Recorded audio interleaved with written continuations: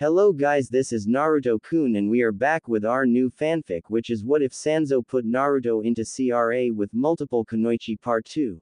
And if you enjoy this fanfic, then please press the like button and please subscribe to the channel. It motivates me to upload more fanfic like these for you all. Now let's start the fanfiction. The Root Anbu squad led by Sakura was assigned to liquidate a village full of Jinchuriki a few miles from the Hai no Kuni capital. She sighed as the night was going to be long. Her subordinates were fully ready for their first kill, seeing as they were just promoted to Chunin. As they crouched on the bush overlooking a village, Sakura gave her squad instructions. When I light up the sky, I want you all to surround the village and set the houses on fire. If there are any more ingrates that came out, kill them with a demon slayer's poison. She instructed as one Root Anbu shinobi carried a heavy dangerous-looking parcel with a seal on top of it. On my signal, ready, go. The smoke flared up in the sky as one Vlogger looked on. He heard stories of atrocities from refugees fleeing Konoha about what that meant and started to raise the alarm. After the alarm was raised, there were screams being heard from the village houses as the Root Anbu started to use a Kaden jutsu on the houses. Sakura's plan was that the ingrates would get out of their homes only to be lured into a pitfall trap that would mark their mass grave. As soon as the Jinchuriki population ran out of their homes, they fell down into a hole that the pro-fascist portion of the village made in case that the Root Anbu would mock their rounds. After the Jinchuriki population were trapped inside the pitfall, Sakura was holding a parcel with a sadistic smirk in her face. Have fun, you demon ingrates. She sneered as she threw down the parcel. Sakura also released the seal that was placed in the parcel as an explosion rocked the pitfall. There were screams coming from the pitfall. You monsters! What we have done to you all! For the preservation of our blue and pure world, you ingrates! Sakura yelled maliciously as the rest of her squad did a Doden jutsu that buried the burned corpses to their grave. She turned to her squad as they congratulated each other on a monstrous job well done. Well, Danzo-sama has written this book that detailed people like us and people like Sasuke-kun as superior. And let me guess, ingrates and traitors like that Uzumaki brat and the Hyuga traitors were none other than subhumans. One Root Anbu Kunoichi replied back. The Hyuga clan had forsaken their duties the moment that they decided to give aid to that filthy demon. Don't forget that there are more of those creatures. Recall that filthy demon that can manipulate sand. Another Root Anbu interjected, causing a great amount of wincing among the squad. Sabaku no Gara was one of the formidable threats that needed to be eliminated at all costs. That would meant that we have to kill them. It's our duty as human beings and master creatures of the world. Sakura replied as they looked on at the smoke that subsided with the corpses being burned.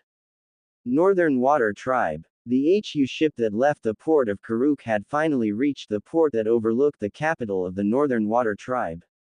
When Naruto first saw the village, he was shocked at the sight of not being able to find anything in there. Mamoru then sighed as Shinosuke and Amaya had also looked on at the activity that was giving the Northern Water Tribe energy. As soon as the ship had anchored at shore, the HU shinobi plus the former Akatsuki that accompanied them went ashore where an old man was waiting for them. I'm Master Paku of the Northern Water Tribe, mentor of the previous waterbenders. I see that you've also brought along women with you, the waterbender said as Mamoru shook his hand. I'm afraid that women aren't allowed to learn waterbending. Listen here, Paku-sama. I will not tolerate this crap about women not being able to learn waterbending. Mamoru said angrily. Do you know where the koi fish or the elephant whale are located? The women in my group can learn from them as you teach the heir of Avatar Mokushi here. You mean, he is with you? Paku asked as Naruto, Amaya and Shinosuke appeared before them. Paku then saw the X-Sound 5 plus Neji and Tenten standing around. For the sake of Avatar Mokushi's last descendant, I will teach your group. Heck, I knew a Kazuhana clan member that learned the art under my tutelage. I'm guessing that the last descendant will marry the 4 female prodigies of their art. Yeah, Koyuki Haim is a waterbender prodigy, plus the girl from Yama no Kuni called Megami Ashikaga of the royal Ashikaga clan is an earthbender prodigy like that Beifong girl. I'm afraid the firebending prodigy that Naruto would marry is none other than the princess of the Fire Nation. The daughter of Fire Lord Ozai, Azula Haim. Mamoru said, causing Paku to shudder at the mention of Azula's name and her association with the nation that brought pain to the world. The airbending prodigy is the same priestess whose mother sealed Moryu's soul a long time ago. You recall the Sennin no Tengoku that was almost achieved with the Stone Army marching throughout the world. I remember that. I was just a boy when it happened. Paku said. This priestess must have been descended from the air nomads. I thought that they were exterminated. A couple of air nomad people were saved from the extermination by migrating to Hu no Tikoku. Mamoru replied as the Hu Chunin came up to him. I leave you these students of mine so that they can learn waterbending. All right, Paku said as Naruto and the rest of the Hu Chunin were being led away. He then sighed. This is going to be a long way before they become true masters. Naruto was looking around the group that were in Paku's waterbending class. He then got a scroll and a pen and started to jot down the required exercises before learning waterbending. Naruto's list for exercises. Yoga stretches. Water walking.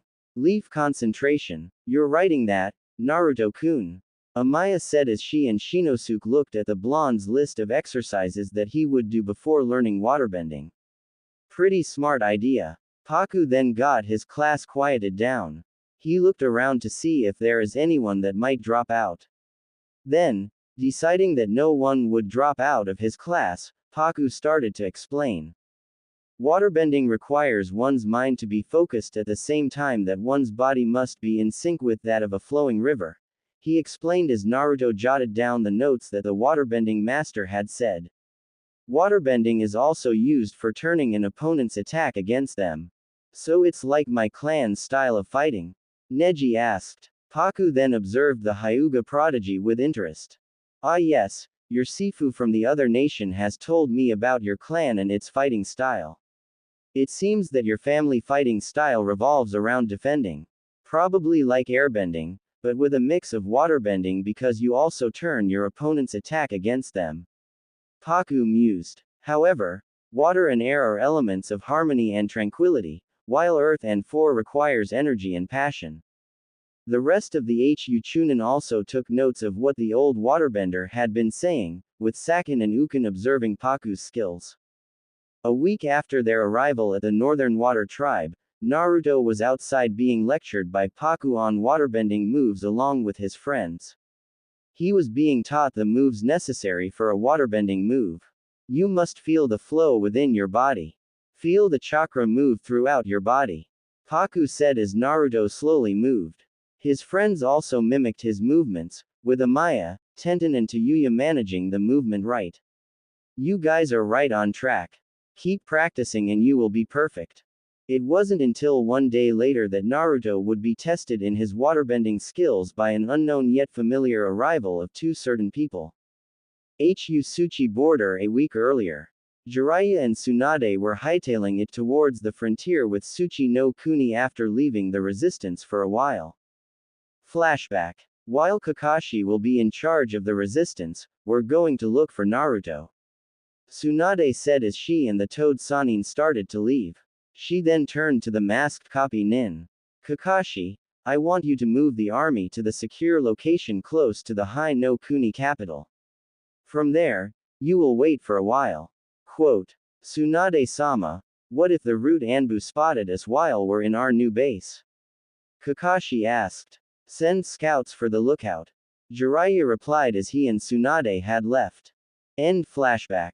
As soon as they reached Hu no Tikoku, they struggled to zoom through the mountains that overlooked its neighbor nation.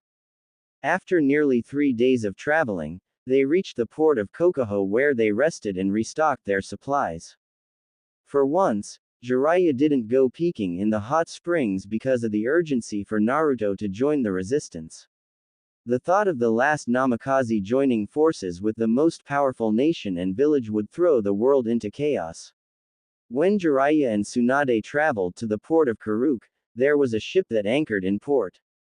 Immediately, the Toad Sanin went up to the lone Hu Anbu that guarded the ship. I want you to tell us where Naruto is headed, Jiraiya said as he grabbed the Anbu by the neck. Where is he? I can't tell you. The Hu Anbu replied as Tsunade cracked her knuckles. The Hu Anbu then paled at the sound of the knuckle cracking. All right. This ship that I'm guarding is going to the Northern Water Tribe, which is in the North Pole. Thank you. The Toad Sanin replied as he and Tsunade knocked the Hu Anbu unconscious. They jumped aboard the ship that was sailing for the Northern Water Tribe. While Tsunade had threatened a helmsman to sail the ship under intense pain, Jiraiya looked out the bow of the ship. His view of the ocean was magnificent at first, but trouble came up to them soon. A fleet of Hu no Tikoku frigates came up to the hijacked ship as the rest of the destroyers had blocked their way. One frigate sailed to the captured ship with a tough-looking man coming up aboard. I demand to see the person in charge aboard this ship, the captain said as Jiraiya hid in the galley. Once the captain of one frigate had went inside, Tsunade then punched the captain in the gut. But not before he yelled out in pain, causing some comrades in other ships to deploy their Hu Frost Anbu that were hired to protect their ships. Way to go, Tsunade. Now we've got a massive army for us to deal with. Jiraiya grumbled. Is there any other choice, Jiraiya? Tsunade yelled as she punched an incoming Anbu. Suddenly, they were cornered by more Hu Frost Anbu as well as a mixture of waterbenders and airbenders. Damn it. The Toad Sanin gritted as he fought off an attack by an incoming waterbender that accompanied the unconscious captain. Their fight was still happening, but little did they realize that their ship was moving while the helmsman had started to sail it again at the same threat. Southern Hai no Kuni, affected zones, self-proclaimed Kin no Kuni. A couple of Hu Anbu, Frost Anbu and its elite division were being led by a man that was feared by his enemies like his friend Mamoru was. However, it can be said that this person was more like a certain spandex-clad Junin. But he is more like a certain man who controls the secret police like Long Feng.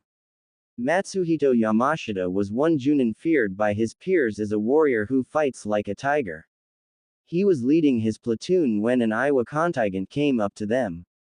Yamashita-sama, where are your emperor's soldiers?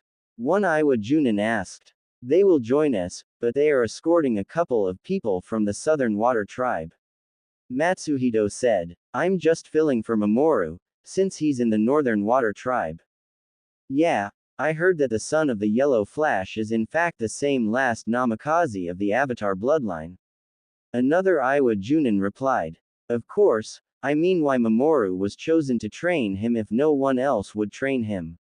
Matsuhito replied as the rest of the Hu no Tikoku Motomachi infantry had arrived with a couple of tough-looking men in a different armor. But one of them was talking to another man, who was designated to be a leader. Come on, Bato. It's not a waste of time for us to get some more help. Anyways, we requested their help when we have to fight the Fire Nation, so now they're asking us to help them with this civil war, one man said. Hakoda, I know it may not be a waste of time. But consider the facts. The Earth Kingdom would fall if we don't do something quick, our sister tribe won't help since they are ignorant, and the Ice Nation is willing to risk a war with the Fire Nation. Which I am reminding you that they can take those firebenders out, the man called Bato replied. Hakoda of the Southern Water Tribe then went up to Matsuhito as the rest of the warriors sat down on the ground. So what is our job there, Yamashita? Hakoda asked. It's Yamashita-sama, and yes, you and your men will suppress the rebel Kin no Kuni samurai. You'll also search for survivors. Matsuhito said. Survivors? Bato and Hakoda asked. Yes, survivors. A few weeks ago, there was a village that was razed to the ground with more than 100 Jinchuriki slaughtered by Root Anbu from Konohagakure.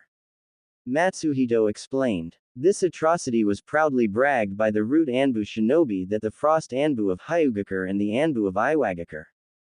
How could they do that? Bato asked shockingly. It's just like the stories back home, Hakoda. Yes, with the Fire Nation razing every village in the Earth Kingdom and our tribe decimated. Hakoda replied back as a messenger came rushing towards them. Root Anbu shinobi and Kin no Kuni samurai detected from south of here. He yelled as the Motomachi infantry hid in the forest, waiting for the moment to strike. Soon, the Anbu of both Hu and Iwa both disappeared, leaving only the men of the Southern Water Tribe as bait. Suddenly, there was one Root Anbu Chunin that came up to the men. "What are you doing here?" he asked as one water tribesman charged at the samurai. The rest of the Kin no Kuni contingent pursued Hakoda's men and into the traps of the combined Hu Iwa force. Matsuhito was the first to launch an attack. Doden. Doryu Dango. Matsuhito yelled as a large dome was erected, trapping the Kin no Kuni contingent along with a few Root Anbu shinobi. He also called out another jutsu. Doden. Iwayado Kuzushi. The dome started to collapse as many Kin no Kuni samurai screamed in agony. Soon, one of the Frost Anbu shinobi made a movement on the ground, and the dome that the dead samurai was trapped in were raised.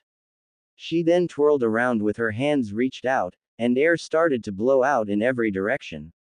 One Root Anbu Junin then charged at her, katana drawn. Suddenly, the Root Anbu contingent retreated away from the battlefield with Hakoda's men pursuing after them. A few miles from the coastline of the Northern Water Tribe, the captured ship that Jiraiya and Tsunade had taken while it was docked at the port of Karuk was sailing at a breakneck pace with the rest of the Hu no Tikoku Navy chasing them. Finally, the two Sanin had reached the shores of the Northern Water Tribe while wearing the parka of both water tribes with the Frost Anbu shinobi still chasing them. Little did they knew that the Hu Chunin squad that were learning waterbending were on alert, and when they saw the two Sanin, they attacked with Naruto raising his hands and a tidal wave was formed. But not before Jiraiya yelled out something. "Gaki! Don't hurt us. It's just us." The Toad Sanin yelled as Naruto still had the tidal wave risen. Mamoru saw what was happening and rushed to the commotion with the Sharingan on. "Crap. Now we've got to deal with none other than Hibiki himself. I'll take on the prodigy while you try to convince Naruto to not attack us." Tsunade replied as she started to attack. Mamoru responded with creating a tidal wave that was larger than Naruto's wave. Mamoru then placed his hand down and the wave started to crash down on the slug Sanin. Tsunade then dodged the attack and proceeded to pooch the Hibiki prodigy. Mamoru then grabbed a bone katana from his shoulder as he started to swipe at the said slug Sanin. The X Sound 5 then started to form a whirlpool as Kimimaro started to make some hand signs. Sweden. Uzuryu Renden. Kimimaro shouted as a swirling water dragon started to crash on her. Meanwhile, Naruto was still keeping the wave when Amaya and Shinosuke showed up. "Crap. What is it, Aro Sennin?" Naruto asked. "You know I can't go back OT Konoha." "I know, but at least just return with us so that you can join the resistance." Jiraiya replied. "Naruto, your father would have wanted you to remain loyal to the village that he fought to protect. My father left Hyugakur because he wanted to try out something else, Aro Sennin. My clan was viciously persecuted there in that hellhole because we were feared." Naruto yelled back as Amaya and Shinosuke started to draw out their swords. "Not many people hated your father, Naruto. Trust me, I know how your father felt pain the moment he became a Konoha shinobi." The Toad Sanin sighed as he stood down while Tsunade was still fighting Mamoru. "Tsunade, stop fighting. Naruto isn't going to hurt us." "Like what are you doing here, Jiraiya-sama?" Mamoru yelled as he gripped his bone katana. "You've gone and interrupted my squad's training and have the audacity to tell Naruto to come back to Konoha. Minato would wanted him to become a strong Konoha shinobi." Tsunade said, but Mamoru still gripped his bone katana. "Minato has forgotten his duties as a Hyugakur figure. I know that his family were massacred by Root Anbu shinobi while traveling to Uzu no Kuni. But that doesn't mean that Naruto should forget his duties as the demon avatar." Mamoru replied, causing a gasp from the two Sanin. "That's right, Naruto was not born naturally, nor was he conceived naturally. He was created as a result of a scientific experiment gone too well. I know that he has more reflexes than an average person. But did you know that his abilities were suppressed by the Konoha Council so that he would be easy to kill? What are you talking about? Jiraiya asked. The moment the Namikaze clan had set foot in Konoha, the villagers were viciously persecuting them along with the Uchiha clan. Why was it that Minato's rule as the Yondaime Hokage were marred by riots, uprisings, and on top of all things, the Third Great Shinobi World War? Because the villagers hated the Namikaze clan, for it will interfere with the War Hawk Danzo's new world order. And by the way, did the Senju clan started as evil? Mamoru snarled as Tsunade started to charge towards the Hibiki prodigy. He responded with airbending the ice towards her, causing the slug Sanning to get hit with a painful gut. Not really, but they managed to weaken the Uchiha clan by not granting Madara the position that he needed to be equal with the Shadaime. Let's stop this fight. It's getting nowhere, Jiraiya finally said as the fighting stopped. Although the fighting stopped, there will be more relevant information that would be revealed as time goes on.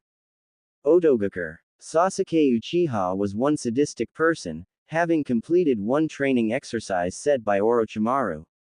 Hearing of the blonde Dobi's exile from Konoha as a result of this failed mission to prevent him from rightfully gain the power that he needed to kill his brother, whom has he joined Hyugakur's shinobi ranks.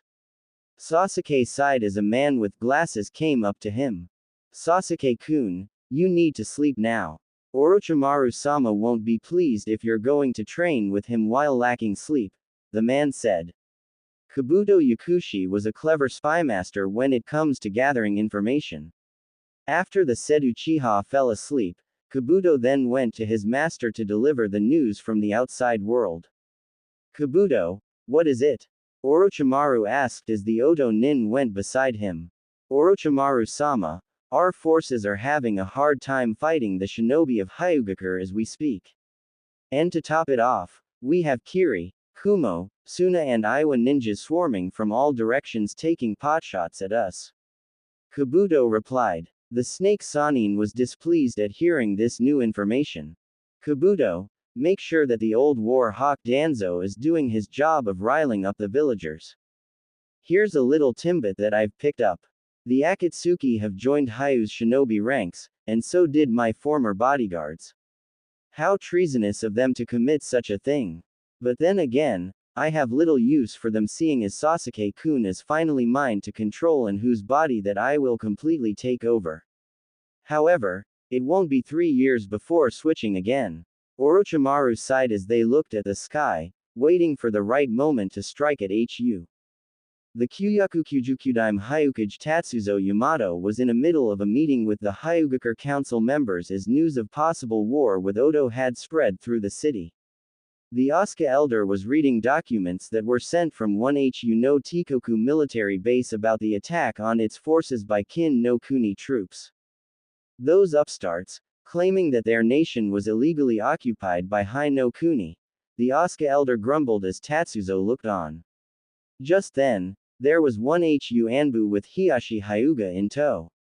We've got the Hyuga leader here, Hyukage-sama, the Anbu said as Hiyashi bowed. Hyukage-sama, what about the rest of the refugees? Get them to settle in the outer ring for now. Tatsuzo replied as the Hyuga clan head sat down in one council seat. Hiyashi Hyuga of the former Konohagakure no Sato, whose nephew is currently a chunin in the HU shinobi ranks. Hyugakur welcomes your clan. Thank you, Hyukage-sama. I would like to express my gratitude for your village to give us shelter in times of need. Hiyashi said as the Asuka elder corrected him. It's Hyugakur no Datoshi. And yes, we gave aid to refugees fleeing Konoha in light of what happened. I am afraid to tell you that Danzo's new victory party has gained control of the village and the purges are occurring right now, the Asuka elder said as Tatsuzo spoke up. We have been discussing about a pact with Yama, Iwa, Kiri, Kumo and Suna in which we will help them economically. Tatsuzo replied as Hiyashi tensed at the mention of an alliance with Kumo. I know what you're thinking, Hyuga-sama. Rest assured that we won't allow the Byakugan to fall into their hands. I have a bad feeling that this event is just the beginning, the Hyuga clan head replied as Tatsuzo sighed. I know, with our spies confirming that the Jinchuriki that used to live in the southern portion of Hai no Kuni, or I should say the self-proclaimed Kin no Kuni, have established concentration camps to hold its criminals and traitors. The Nara, Akamichi and Yamanaka clans have stayed in Suna while the Inuzuka and the Aburame clans are settling in Kiri. Tatsuzo said, Hiyashi-sama, what about getting your daughter to enlist in our service as part of Hayu's shinobi ranks?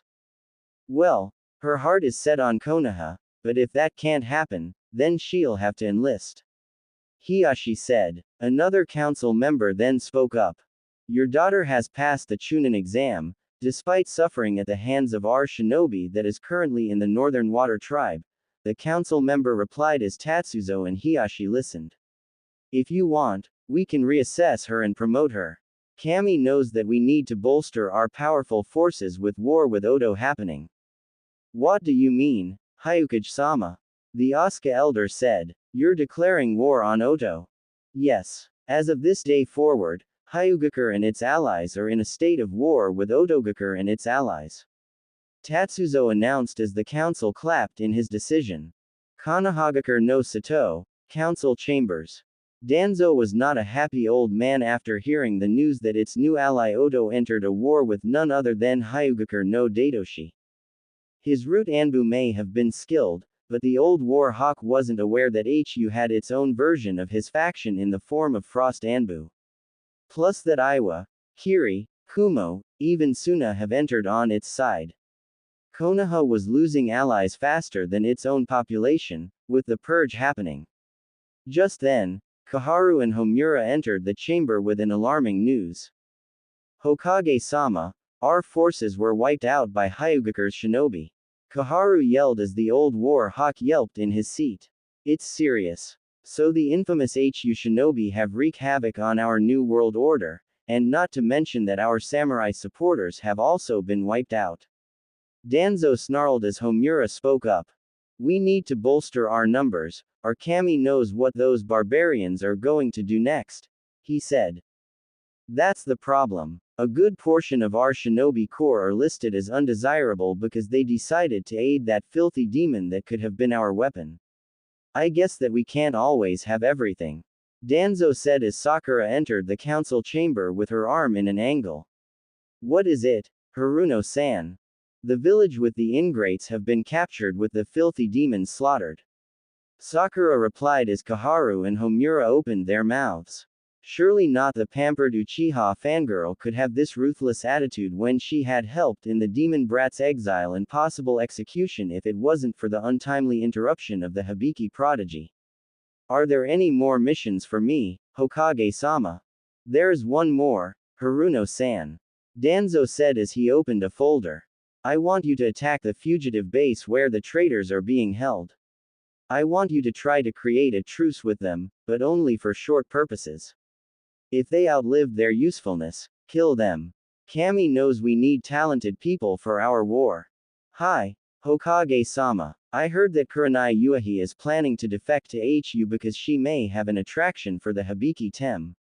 Sakura replied. I also know that Naruto no Kyuubi is in the North Pole. Of course, seeing as that demon would have to learn the stupid art of manipulating water.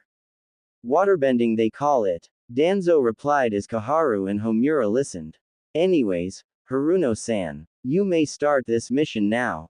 Hi, Danzo-sama. Victory. Sakura said as she gave the fascist salute.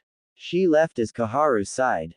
Danzo-sama, it's only a matter of time before we swayed those fugitives to our side. But then they'll betray us again. Kaharu replied. It looks like our new ally is about to experience pain. Pain in which that would cripple the Uchiha's progress in his training that would enable him to kill the demon and Itachi Uchiha in one blow. Talking about killing two birds with one stone. Homura interjected as the three elders went out the council chamber. Self-proclaimed Kin no Kuni. Matsuhito was scouting a mountain pass for a safe passage towards Ta no Kuni, or as the hubby Tem would have called it, Odo no Kuni. He was leading his Hu Anbu contingent as his Aiwa, Kiri, Kumo and Suna allies are following his lead. The men of the Southern Water Tribe were also accompanying them, although they were given horses to ride on instead of walking on foot. Knowing that the journey would have taken days if Hakoda decided that his men are going to walk, Matsuhito then stopped and got his contingent to hide. A few minutes later, there was a platoon of Odo Anbu scouting the area as one squad of Hu Frost Anbu snuck by the unsuspecting Odo shinobi. After that, the rest of the Hu shinobi also snuck by the unsuspecting enemy shinobi as the Aiwa shinobi started to ambush them. Damn it! We've got Aiwa ninjas coming at us! An Odo Anbu yelled as the Aiwa Anbu sliced his head off. Orochimaru-sama promised us victory if we could bolster Danzo-sama's weak forces. Another Odo shinobi replied as Akiri Kunoichi made some hand signs. Sweden. Teppadama. The Kiri Kunoichi yelled as she spat out bullets of water at the unlucky Odo shinobi. Meanwhile, the Hu contingent that snuck by the Odo contingent had made a surprise attack on their supply lines. Matsuhito was leading one squad of Hu shinobi that were targeting its food supplies while a Suna squad were targeting a weapons cache. Once we've got all the supplies, we're going to take it to Uzugakure to donate it to its shinobi. Kami knows that they need to rebuild after the Tamaki and Uzumaki clans were almost wiped out, he said to his squad. After the raid, the Odo shinobi were shocked at the point of being ambushed as a diversion so that they would lose their supplies. Many of them decided to surrender to the combined Kholidan forces, who kept them in a highly guarded POW compound where they are placed with a seal that wouldn't allow them to mold chakra. To their surprise and pleasure, none of the Odo POWs had actually escaped. Matsuhito was guarding the compound when he decided to write a letter of report to his fellow former teammate Mamoru. Dear Mamoru-san, you may not have known about it, but we're at war with Odo so that we could kill Orochimaru and install a pro-Hu government there. However, I suspected that Sasuke Uchiha would take over as the Nadaime Otokage since Sakura no Hofuru would become the Rokudaime Hokage under the War Hawk Danzo's tutelage. I'm glad that you're training the new Chunins in the art of bending. Before you would come back to Hyugakure with your squad, I want to tell you that you are qualified for a clan restoration act. You lucky bastard, knocking up many women that would love to be your girlfriend. Well, Naruto would also qualify since the Namikaze clan were almost exterminated, and we need future avatars to keep the world in balance. Well, see ya. Matsuhito. Matsuhito then got a messenger bird and tied the letter to its talon. Get this to the Northern Water Tribe.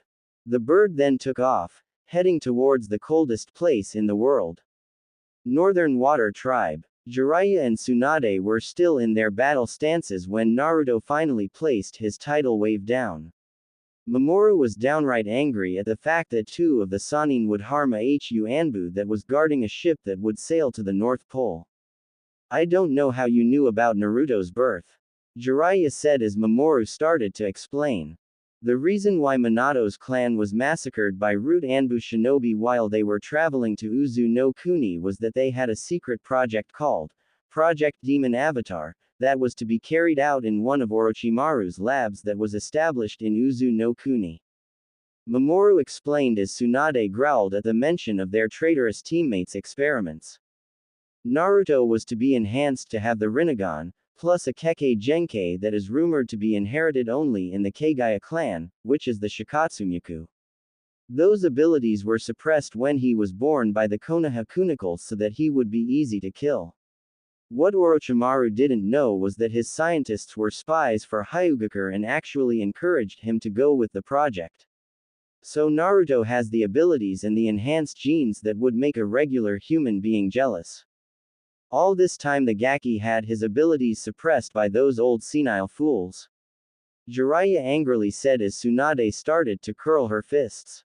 I realize that now that Minato experienced severe discrimination because the villagers feared that his clan would destroy the world. All avatars are supposed to keep order with the world. Mamoru said as his HU squad came up to him. I realized this when the air nomads were systematically exterminated by the Fire Nation. Mamoru-sensei, Shinosuke and I have to let this weird power out. Amaya said as she struggled to contain this mysterious power that was about to emerge as Shinosuke started to transform.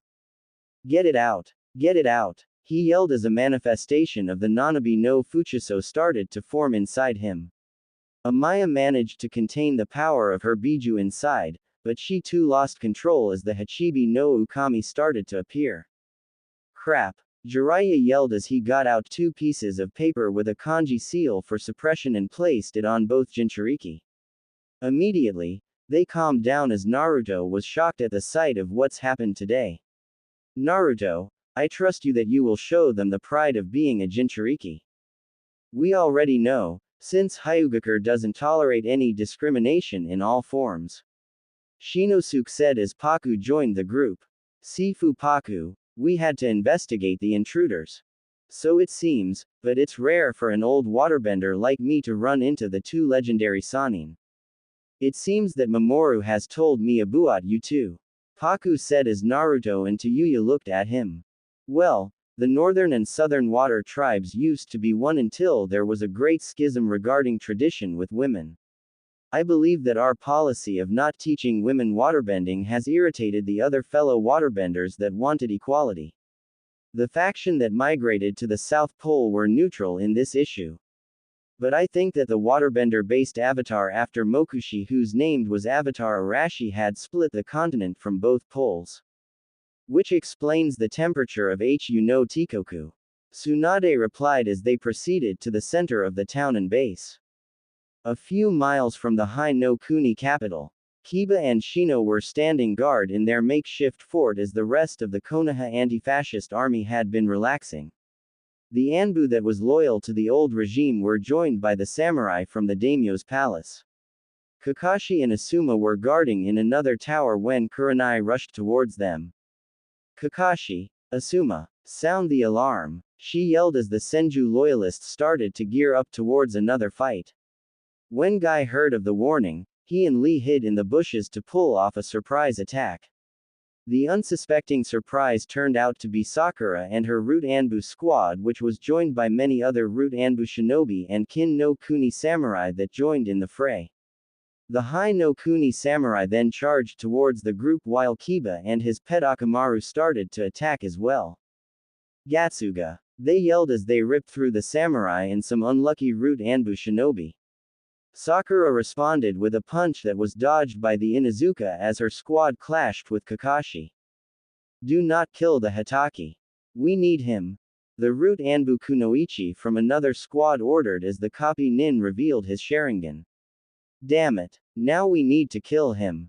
Not a chance. Kakashi said as he made some hand signs. Kaden. Hausenka no Jutsu. Just then, Guy and Lee snuck by the unsuspecting Root Anbu squad as they delivered their signature move. Konoha Senpuu. They yelled as they kicked a shinobi from Sakura's squad. But they realized that their leader was going towards the fort. Stop that unyouthful beast. I'm not UNYOUTHFUL, you freak. Sakura yelled as she punched the ground, making both spandex-clad shinobi shake with fear. As Asuma and Kurenai were busy fighting the other Root Anbu squads, they didn't notice the pink-haired Kunoichi aiming a punch at the wall.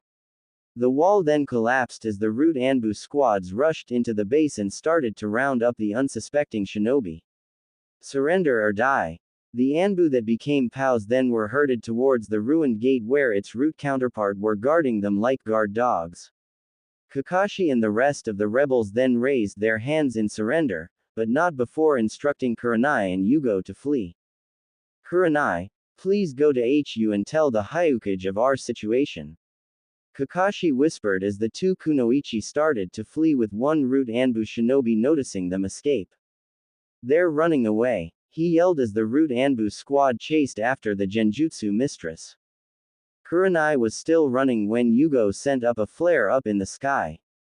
At this moment, Ahu Frost Anbu Elite was standing guard over a couple of Odo Anbu POWs had sent its commander. The said commander was a stunily beautiful Kunoichi whose skills combined that of the slug Sanin and the Genjutsu mistress. What was unique about her feature besides her large assets, as if any guy would ask her out, was that she had white-colored eyes, meaning that she had the Byakugan.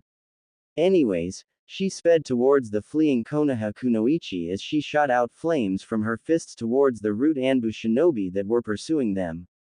Byakugan, she yelled as one root Anbu shinobi came up to her with a katana drawn. She then got into her stance. Haki Shokaden. The root Anbu shinobi was thrown back as Kurenai and Yugo decided to help their savior out.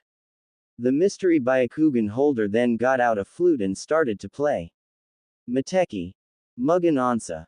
The mystery Byakugan user then stopped playing the flute when the pursuing root Anbu squad dropped dead as the three Kunoichi then resumed their plight. Kurenai then used this opportunity to ask the mystery Byakugan user her name. "Thank you for saving us, but we don't know your name," she said as the mystery Byakugan user talked to her. "You're welcome, and by the way, my name's Miura Fujikawa. My grandmother was a Hyuga main family member who went to Hyugakur as a diplomatic representative. You see, I belong to the same genin squad as Matsuhito Yamashita and Mamoru Hibiki. I guess that you guys knew the Shimokumi no Hu through the war," the newcomer said as Yugo looked at her. "I guess that you with the purple hair must be my cousin's girlfriend. I felt sorry that my cousin Hayate died. How are you and Hayate related?" Yugo asked while Miura sped through the forest towards Kusa no Kuni.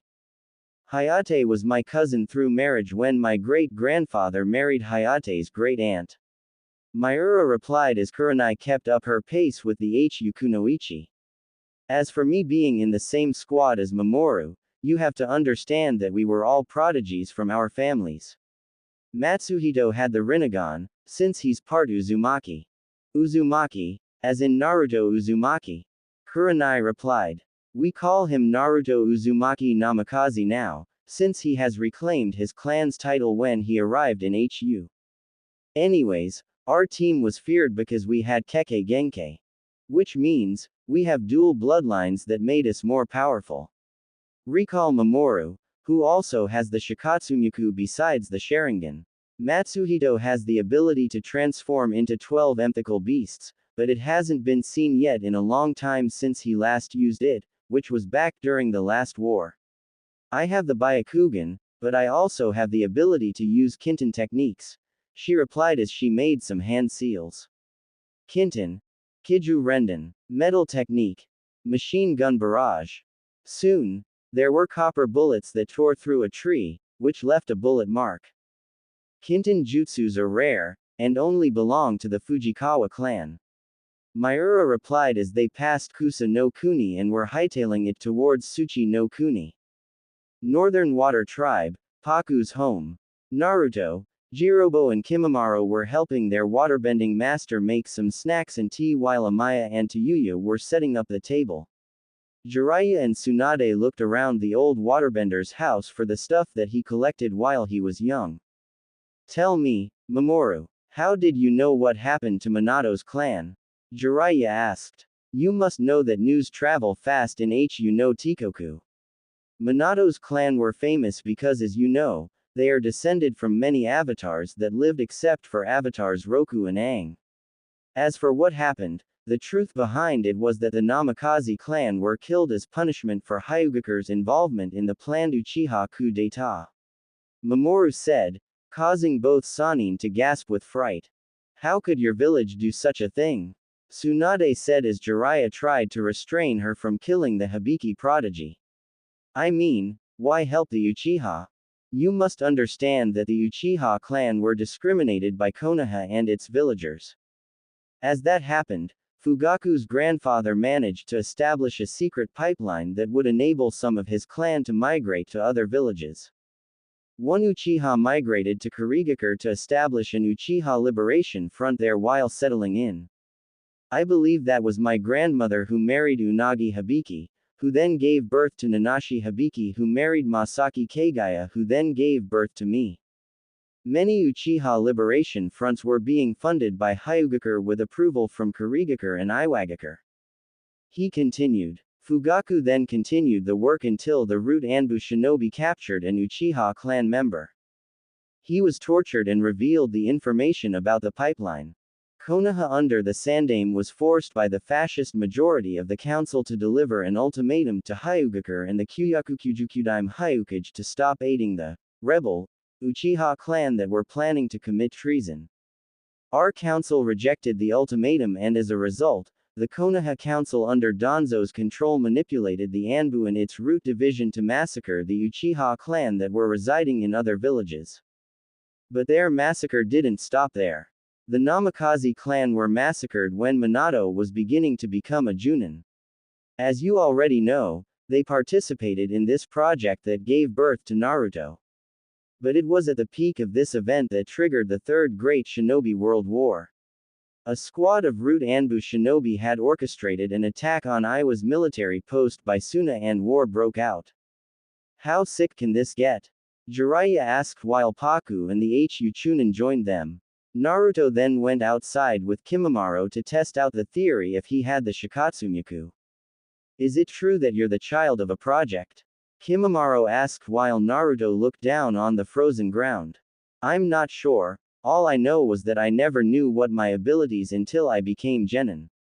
Naruto replied as he got into a battle stance. Kimimaro ni-san, can we spar? All right. Kimimaro replied as he got out a bone katana. He charged at the blonde as the bone user started to swipe at him. Kage Bunshin no Jutsu, Naruto said as 10 clones appeared. Kimimaro then charged with full speed as he killed the clones with little effort.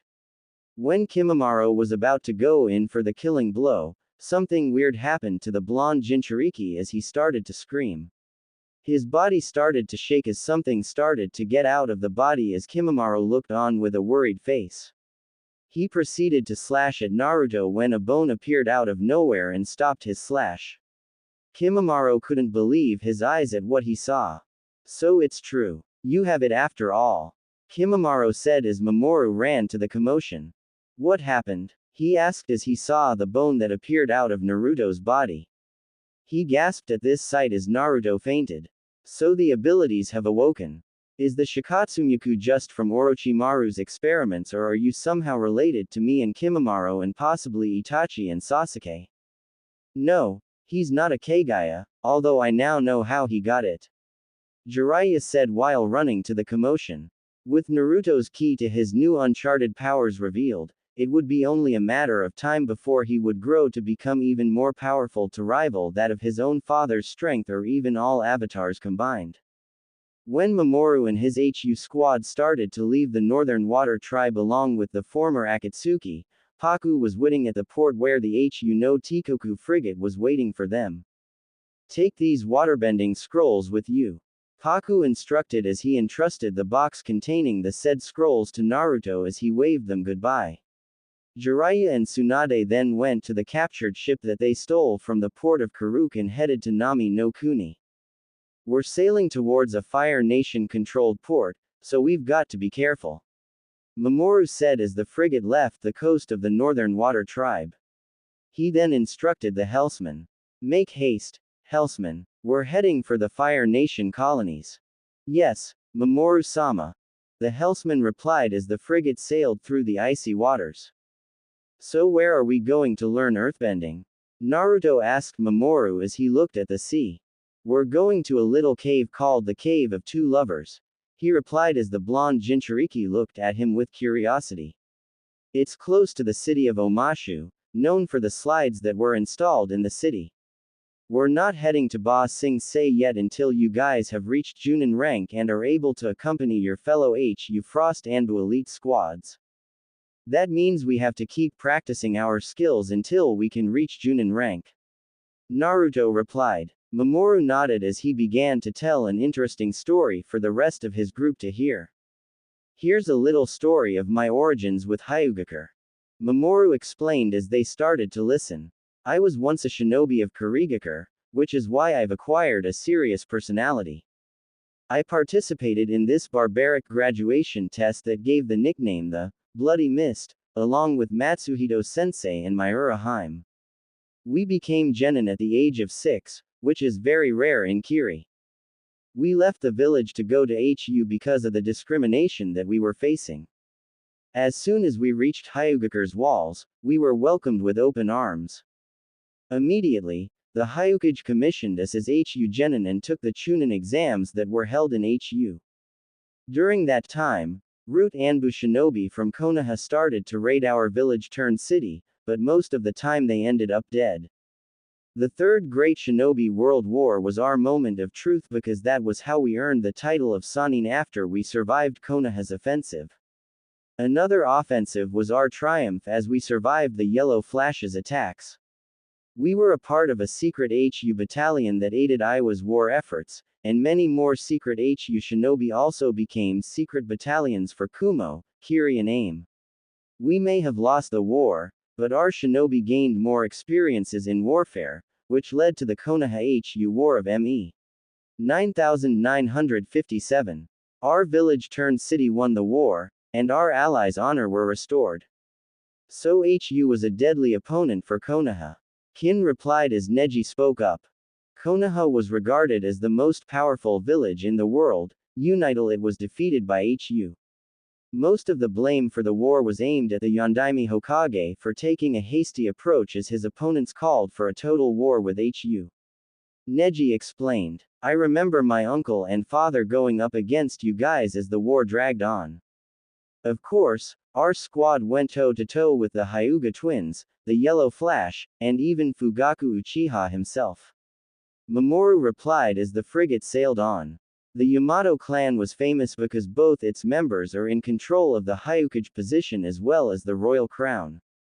The frigate was still sailing when it ran into a lifeboat containing 2 escaping Konoha Kunoichi. Mamoru then went out to the boats and rescued Kurenai and Yugo from there. He took in the 2 sexy chicks as the frigate resumed sailing. Kurenai proceeded to give the Hibiki prodigy a hug. Thank you, Mamoru-kun. Kurenai said as she hugged him. You're welcome, Kurenai Haim. Mamoru replied as he kissed her in the cheek, causing her to blush. He then turned to the HU Chunin that were standing guard. Naruto, I want you and Amaya to stand guard while everyone else gets to sleep. Yes, Mamoru-sensei. Naruto replied as he and Amaya went outside the frigate as everyone else went to their quarters. He turned to the beautiful Kunoichi with a smile in his face. So, how are we going to spend the NGIHT, Amaya-chan? Naruto-kun, I wanted to say this even though we rarely met each other. Amaya whispered as she came closer to him. I fell in love with you ever since I first saw you. Naruto replied as Amaya kissed him in the lips under the beautiful crescent moonlight. Amaya-chan, I love you with all my heart. That's the way. She replied as they stood guard. It would be a week or a couple of days before they reached the city of Omashu by way of the Fire Nation colonies.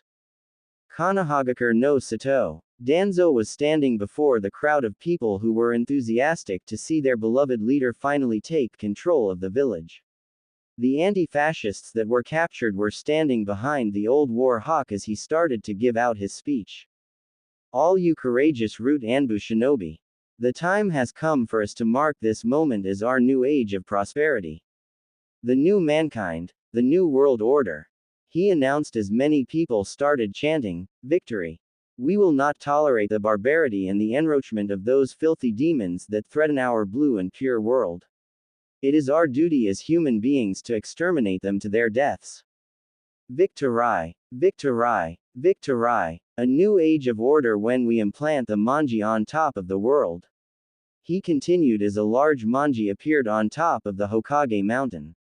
We will crush the mongrel barbarians of the Hu no Tikoku and implant the manji no Tikoku. Victory! Victory! Victory! Danzo has certainly changed the atmosphere, hasn't he? Kakashi asked Asuma while watching the old war hawk give out the speech that contained the flames of hatred. I'm worried about the world now that we lost the civil war. Don't worry, we'll find out how to take it down someday. Asuma replied as the villagers started to cheer. Soon, there were root Anbu shinobi that started to goose step through the village with their arms raised to the sky. After the speech, the Konoha shinobi that refused to pledge their loyalty to the new regime were standing before the new Rokudaime Hokage as Sakura and her squad were pointing their weapons at them. Forehead girl, I never knew you would sink so low as to join these bastards. A certain blonde-haired Kunoichi yelled as two root Anbu nin had beaten her in the head. Shut it, Ino pig. Sakura sneered as she kicked her ex-best friend in the head. Ino then fainted as a result of her concussion. Choji then started to get agitated while Shikamaru started to do a hand sign. Sakura spotted them in time and punched them in the gut, causing them to fall down in pain. Send these traitors to prison. When we know what to do with them, we'll send them to the concentration camps. Hi, Haruno Taiko. Her squad replied as they left. Guy was shocked at what they had witnessed today. I can't believe that the Haruno girl would have been like this. Guy said as Kakashi sighed. It won't be long before she becomes like that Uchiha traitor that I once trained. Kakashi replied as Asuma looked at him. Sakura would actually try to go to Orochimaru and get a cursed seal to amplify her power. I can't believe it, Kakashi. You must have the worst luck that was ever obtained. Asuma replied as Yamato came up to them. Tsunade-sama and Jiraiya-sama are spotted in the high seas close to Hu no Tikoku. He said as the three shinobi then decided to leave to go to a brothel.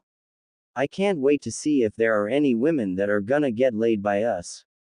You have it the other way around, Tenzo-san. Kakashi interjected as Guy came along with them. No one knows how long would these shinobi realize that they have no girlfriends to fool around and that they should get one. Fire Nation colonies. 3 days later. The frigate that transported the Hu Chunin plus the ex-Akatsuki had arrived at a Fire Nation occupied port. Mamoru did the greetings with the Fire Nation officials as they resumed their journey by foot onwards to the city of Omashu. Naruto was amazed at the size and the activity of the city as they left the warm port. So how are we going to get OT this Omashu place quickly? Naruto asked while Mamoru was accompanying Kurenai and Yugo on their way into the open path.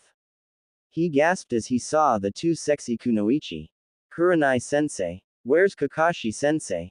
Kakashi had to stay back in the village, and I think that I'm falling for your new sensei. Kurenai replied as she eyed the Hibiki with interest. So Danzo's new regime has already started to make things worse, hasn't he? Mamoru asked the Genjutsu mistress. I mean, if anytime he's done something stupid, then another war would break out. I knew that our village was corrupted. Yugo said as the X-Sound 5 listened as they walked through the path that would lead to the Cave of Two Lovers. Sarutobi and Danzo competed for the position of Sandaime Hokage before the former was chosen. I know the story there, Yugo. Mamoru replied as Naruto came up to them. What is it, Naruto? We should scout ahead for any traps, Mamoru-sensei. Naruto said. Mamoru-sensei, are there any rivers close by so that we can practice our waterbending? Hold on, ladies. He said as the Hibiki activated his Sharingan. He scanned the area for any intruders by their chakra signature, and deciding that there isn't anyone there, Mamoru continued to lead his group to a river where they can rest up for a while. They set up camp while Neji and Tenten scouted the area for intruders. There isn't anyone at the moment. Neji said as he activated his Byakugan. Hold on a moment. What is it? Tenten asked. There's a messenger bird up there. The Hyuga prodigy replied as a messenger bird came towards them. Mamoru-sensei. There's a message bird coming. What? Wait. That bird. It's from Matsuhito-sensei, so he must have been into something. Mamoru replied as the messenger bird perched on his arm and retrieved the letter. He read the letter and was shocked at the message. So we're at war with Oto, and he's trying to kill Orochimaru. Wait, so that means they'll get Sasuke, right? Naruto asked. Naruto, they may not be able to because the Uchiha is a lost cause. Mamoru replied as Tayuya, Amaya and Kin came up to him. What is it, ladies? The cave of two lovers is not far from here. Tayuya said as she drew a map. We're here in this position. The cave is somewhere around there. If we can go on in this path, we could be there in a couple of hours. But once we enter the cave, we can easily get lost. Kin said as Amaya started to waterbend for the fun of it. Amaya, do you know how can we get through the cave? Well, there's a legend about that cave. Amaya replied as Jirobo and Kimimaro went to collect firewood in the forest. The legend said that there were two lovers that used to go to the cave all the time because they come from two hostile villages that were at war with each other. Their names were Oma and Shu, and after their deaths the hostile villages created a city in their honor. That's how Omashu was created. Wow, you sure do know your stuff there, Amaya-chan. Tayuya replied as the two boys that went to collect firewood came back. Oi, bony freak, do you when we could reach the next city? Well, I don't know. Kimimaro said as the ex-Akatsuki came up to them.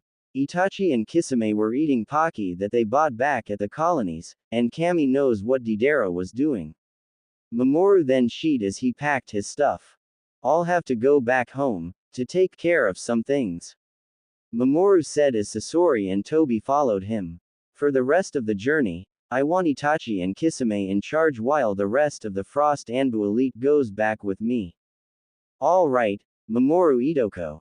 Itachi replied as he and Kisame packed the gear that they used for the camp. They left towards the path that led to the cave while Mamoru and the other ex-Akatsukis left towards the port.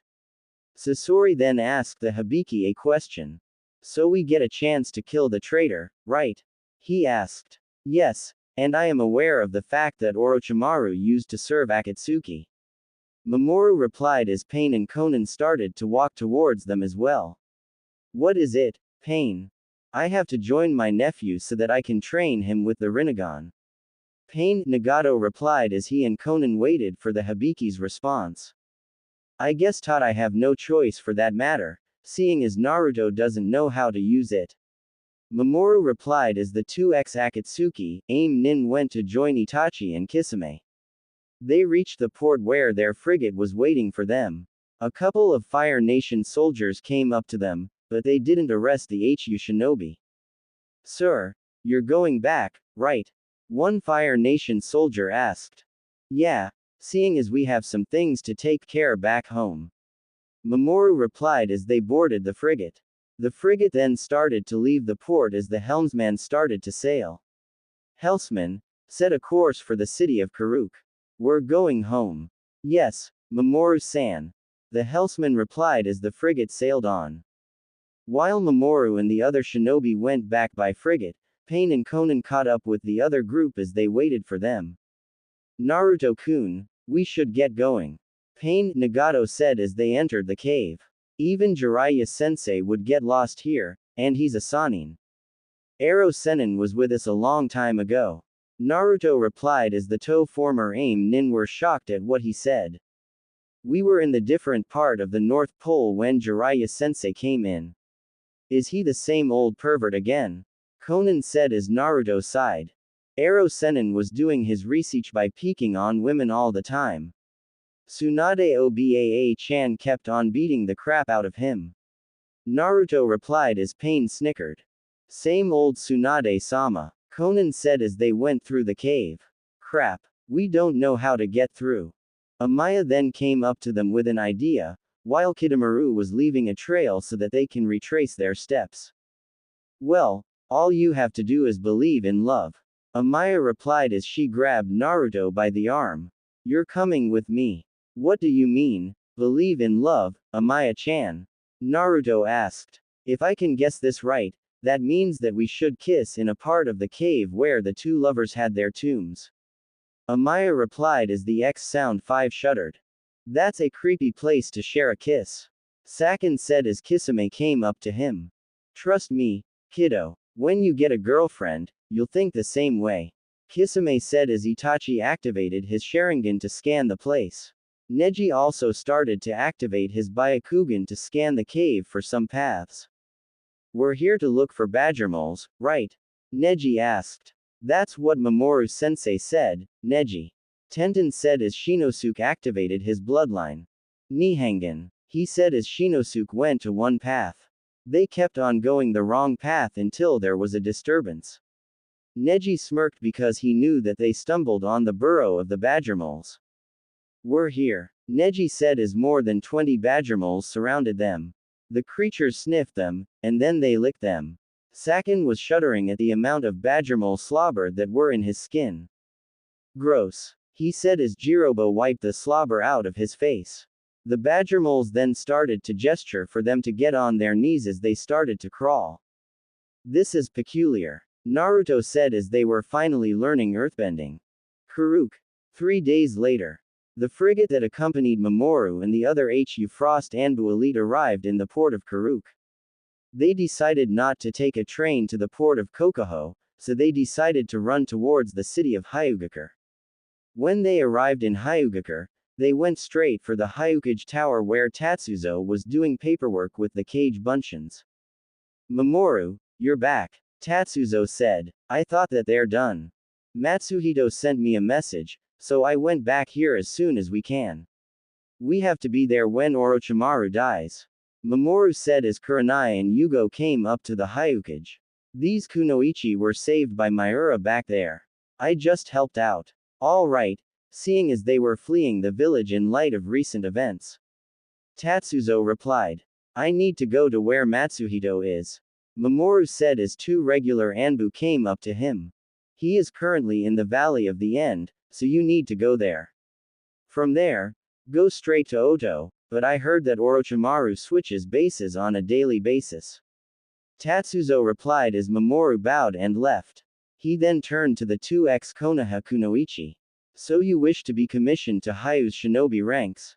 Yes, Hyukage-sama, Yugo said as he searched for the same paper that Naruto and the others had to file out. You guys are welcome to Hyu's shinobi ranks as Junin, although I would suggest that you 2 go into the regular Anbu for now. Tatsuzo replied as he grabbed 2 HU Junin vests, which were white in color. Alright, here's the Hitai 8 as well. He also said as he grabbed 2 HU Hitai Atesh. Welcome to Hyu's shinobi ranks. Thank you, Hyukage-sama. Kurenai and Yugo said as they left. While Kurenai was looking at the village or city rather, Yugo started to go look for a dango shop. They noticed that Ichiraku Ramen has already set up shop in this city. Immediately, Kurenai went to eat some ramen and Tuki started to cook the ramen. What brings you here, Kurenai-san? Tuki asked. We're now refugees like you guys. Kurenai replied as she received her ramen. She started to eat it as Yugo joined her later. Kurenai-san, we must get going, she said as the Genjutsu mistress finished her meal. Otogakur. 2 days later. Matsuhito was waiting for another set of reinforcements when a blur just happened to go near them. Immediately, he knew who it was as well as everyone else. Mamoru, I guess that you've got my message, right? Matsuhito said. Yes, Matsuhito. I've got the message. Where's Miura? Mamoru asked. She should be here soon. I've requested reinforcements so she should be here soon. Matsuhito replied as another blur came up to them, revealing the beautiful Miura. Miura-san, thanks for the reinforcements. You're welcome, Matsuhito-kun, she replied as they crouched close to one abandoned base. Just then, Mamoru and Miura threw a smoke bomb and the base was covered in smoke as Sasuke Uchiha came out of the hole. Show yourself. The Uchiha Avenger yelled as Mamoru went in a blur and kicked him in the chest. Damn it. Doden. Doryuheki. Mamoru shouted as a huge barrier was erected. Sasuke then made some hand signs. Kaden. Hausenka no Jutsu. Sweden. Teppadama. Mamoru shouted as Matsuhito and Miura went inside the base to go look for Orochimaru. Once the 2 other HU Sannin went in, Mamoru joined them with Sasuke pursuing him. Damn it. Sasuke then made another hands jins and a lightning ball has formed out of his hands. Chidori. Mamoru then responded with forming a wind chakra in his palm. Futen Rasengan. The two attacks clashed with Mamoru Bane victorious. He left the unconscious Uchiha on the ground as he joined Matsuhito and Miura in battling the Snake Sanin. Kukuku. It seems that you three managed to fight me on this level. I never knew Konoha had such a powerful rival. Orochimaru taunted as Miura activated her Byakugan. Pity. It seems to me that I'm fighting three Kekkei Genkai holders. What a shame really, if I could just capture one of you. That's not gonna happen, Mamoru yelled as he activated his Sharingan. Then, Orochimaru made a mistake of mesmerizing in his sight. Mangekyu Sharingan. Orochimaru was caught in the Tsukuyomi as Mamoru appeared in the alternate world. In the world of Tsukuyomi, I control time and space. For the next 72 hours, you will relive your worst moment of your life. Mamoru said as Orochimaru watched a scene where the Sandaime Hokage appeared with Shinigami behind him. Orochimaru. For your crimes, I will seal off your arms, so that you may never do any jutsu again. The process was repeated all over again until the Snake Sanin collapsed with all three Hu Sanin using their Futen Rasengans. Orochimaru was finally dead after 3 attacks were inflicted on his heart as Mamoru burned his body with a small Kaiten Jutsu. The war is over, you guys. Time to go home, Mamoru said as Miura grinned. You don't have to tell me. Miura replied as the Hu Sanin left the base to go home. After Pain, Nagato took over the duty of being the squad leader for Mamoru, who had to return to Hu as a result of war with Orochimaru. They reached the city of Omashu where a crazy king resides in his throne. They didn't stay long because of their schedule, and that they have to go to Ni no Kuni, where the last dragons were rumored to be kept. Even Hu no Tikoku itself didn't have a dragon preserve, simply because of the temperature. As Naruto and Shinosuke walked together with Amaya and Tayuya, they often had to wait for the rest of the guys, mainly Jirobo, Kidomaru and Sakin Uken. Kimimaro was often broody about having the very person that ruined his former master's life by cutting off his hand containing the Akatsuki ring. As they walked down to a narrow path, Pain and Conan stopped walking for some odd peculiar reason. We can't use any transportation to a place that's rumored to be dead. Pain said as he bit his thumb and made some hand signs. Kuchio's no jutsu.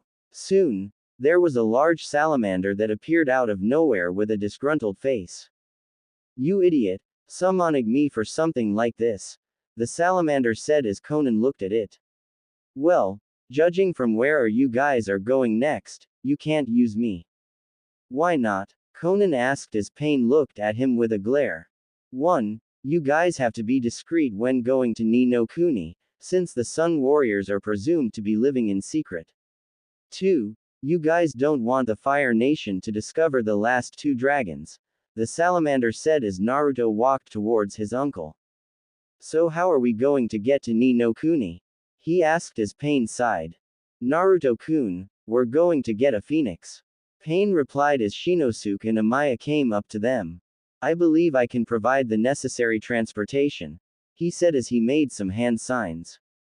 Kuchio's no jutsu. Nanabi no Fushiku. An enormous phoenix appeared as the Asuka prodigy panted at the amount of chakra that he used to summon the bird. Climb in, Shinosuke said as the Hu Chunin plus Pain, Conan, Itachi and Kisame climbed on its back. The Nanabi then talked to the group. I don't want any of you bozos plucking my feathers. Do you understand? The beast said as they all nodded. Fine, let's go. The Nanabi flew them to Ni no Kuni through the skies that were about to be covered with storm clouds as they looked down to the raging seas. As they were flying, Jirobo was getting a little seasick, so when he vomited down to the sea, he didn't realize that he, accidentally, vomited on a Kin no Kuni merchant ship. Man, this is gross. Oh, Kami. Blura. After getting over the airsickness, the Nanabi no Fushiku that was carrying its passengers to Ni no Kuni had landed in a deserted temple. Naruto was the first one to notice the red gem that would reflect on the door. I guess that we can't open this door manually, and that the light must be aligned. he said as the blonde Jinchuriki got an old mirror that he picked up and aligned the light to the gem. The door then opened, revealing a chamber with a statue of two people doing the dancing dragon. Naruto and Shinosuke paired up as they started doing the moves. Amaya and Kimimaro also followed suit, then Tayuya and Kin. Neji and Tenten also joined in, as well as Jirobo and Sakin, Ukin and finally Kidomaru. Amaya then stopped everyone from getting an emerald egg that appeared as soon as the steps of the dancing dragon were completed. After they finished practicing the dancing dragon, Naruto saw a sun warrior walking towards them. "You're the last heir of the late Avatar Mokushi, right?" the sun warrior asked the blonde. "Yes," Naruto replied as the sun warrior led him to the other tribesmen while another sun warrior was leading the rest of the Hu Chunin plus the 4 Akatsukis. The chief sun warrior then explained the ritual that they have to undergo so that when they meet Ren and Shaw, they are not going to be dead. "They will judge your ancestry, plus your hearts and souls," the chief sun warrior said. When Mamoru's former Genin squad plus Naruto had gotten the flame in their hands, they walked across the mountain into a stairwell where on top of the stairs the two dragons have been sleeping. Naruto and Shinosuke climbed up the stairs as the Sun Warriors started chanting. "What happens if we're not worthy?" Naruto asked the Asuka. "Don't worry about that unless we're really attacked," Shinosuke replied as they finally reached the top of the mountain. Suddenly, their flames have been extinguished as a pound was heard. When the pound was silent, there were two dragons that came out of their homes. Ren and Shaw were circling around the blonde and black-haired Jinchurikis when they did the dragon dance. After their dance was over, the two dragons sniffed them as Naruto remained calm. To their surprise, the two dragons breathed flames at the sky, covering the two Chunin. "Wow, look at those flames, Naruto," Shinosuke said. "I figure that Sasuke Tem won't be able to learn from the dragons." Naruto replied. "The dragons would kill him right away. When the first two Chunins have finished their rituals, the other Chunins did the same steps in the ritual, with Amaya releasing blue flames and Naruto, Shinosuke and Kimimaro as well. It's rare of a shinobi, let alone my nephew, to actually use a Kaden jutsu that has a blue flame," Pain said as Itachi shrugged. "It seems to me that if Naruto goes into the Kyuubi mode or even the rumored avatar state, he would be bending with black flames." Itachi replied as Kisame looked at him. "Just like me. I used Amaterasu for the black flames, remember? I saw your black flames, Itachi, but it would harm your eyes and make you blind," the shark man replied. The next 3 days were marked by firebending practices and a surprise lesson about an Agni Kai. Agni Kai is a sport that was used to settle friendly quarrels. However, when Fire Lord Sozin first launched the war, the Agni Kai became corrupted with showing no mercy as a main criteria, the chief Sun Warrior explained as Jirobo ate his rations. "So when we practice this Agni Kai, we're just having a nice spar, right chief?" Kidomaru said. "Yes, my six-armed friend. Recall the boy that can fuse two bodies in one. He can utilize the flames from his body in front or in the back," the chief Sun Warrior said as he referred to Sakin Ukin. "You on the other hand, can bend fire with all 6 arms. That would make you a dangerous opponent." While the Sun Warriors were explaining the Agni Kai, Sakin Ukin was having an Agni Kai spar with Kimimaro. He was almost winning the match when the Kagaya managed to trip the two-headed dude. "Looks like I win again, Sakin," Kimimaro said as Sakin Ukin sighed and got up. "I wonder what is those ex-Akatsuki up to? Dunno. Are we going to stay here for a while, or are we going home?" Sakin asked. "Yeah, I miss our new home," Ukin replied. Their journey to become the master avatars have yet to conclude with a trip back to Hu no Tikoku. Hyugakur no Datoshi Council Chambers. Tatsuzo was in a state of confusion as the delegates from the allied villages were assembled in the seat of the Hyugakur Council Chamber. The delegate from Yamagakure was talking to the delegate from Yukigakure as the Iwagakure delegation was discussing something with the Kurigakure delegation. Finally, The Kyuyaku-Kyujukyudaime Hyukage banged his gavel as the delegates finally quieted down. Delegates, we must be quiet for our agenda to continue, he said as the delegation were silenced. We are here to discuss a possible economic alliance as there are nations and shinobi villages that are in need of aid as the civil war in Konoha have subsided with Danzo's new victory party coming to power. As we have our shinobi city ranked as the most powerful in the world, we need to share our resources with the likes of our allies. I propose that you give us the aid needed to pay Konoha for war reparations, a Sunagakur delegate said as there were mutterings around the chamber. We need to prepare our forces for war with Konoha in case they decide to declare war, an Iwagakure delegate said as a Kumogakure shouted in approval. They are extremely dangerous at the moment, and with Otogakure in shambles after the death of Orochimaru. Our village has needed the aid it can get since our Yukikage was killed, a Yukigakure representative said as a Yamagakure delegate said nothing. I suppose that Cage of Yuki was one Dodo Kazuhana, right? The Yamagakure representative said as Tatsuzo banged his gavel again. All right, he said as the commotion died down. So, all in favor of a political and economical alliance. There were a huge amount of hands raised at the decision. All opposed. None of the delegates raised their hand. Done. The alliance stands. After the meeting, Tatsuzo went back to the Hyukage Tower only to find Mamoru, Matsuhito and Miura sitting down in the chairs. He sighed as Matsuhito stood up. Hyukage-sama, what are we going to do with Odo now that the hubby Tem is gone? He asked as the old Hyukage answered his question.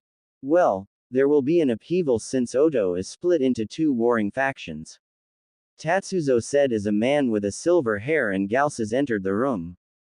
Kabuto was already receiving glares from all three Sannin of HU as he smirked. I guess that you guys still don't trust me after all these years. Kabuto said as Miura grabbed him in the shirt. I assure you, I am on your side. Really? Can you prove it to us? Miura snarled as Mamoru grabbed his sword. Well, if you are going to kill me, I can't help train your medical corps, the Yakushi said as Mamoru replied back in a deadly voice. We already have a medical corps that were trained by Tatsuzo Dono's cousin Hiroko Yamato, who was a legendary medic nin that rivaled her Konoha counterpart Tsunade. The very woman that accompanied the pervert to the North Pole. Mamoru hissed. I see, well then I can't get any information for you guys if you kill me. For I still bore deep hatred towards Konoha since Orochimaru-sama was hurt in the battle with the Sandaime Hokage. Kabuto said as Matsuhito sighed. Well, we will induct you as a HU Junin. But we'll keep an eye on you because we don't trust you yet. Matsuhito replied as Kabuto was released. Mamoru and Miura, we have to go see the Hyukage and see what's next for us. When the three proclaimed, Sannin of HU went back to the Hyukage Tower along with an unfortunate Kabuto being dragged along. Tatsuzo was already assigning missions to one new Genin team. After he had finished with the Genin team, the Hyukage turned to the three Sannin with interest. So what can I do for you three? He asked. Hyukage-sama, we need to inspect our own defenses in the city as well as in the rest of the country. Mamoru replied as Tatsuzo summoned 3 squads of Frost Anbu elite shinobi. Take them with you, and go to Suna for a meeting with the Godime Kazekage.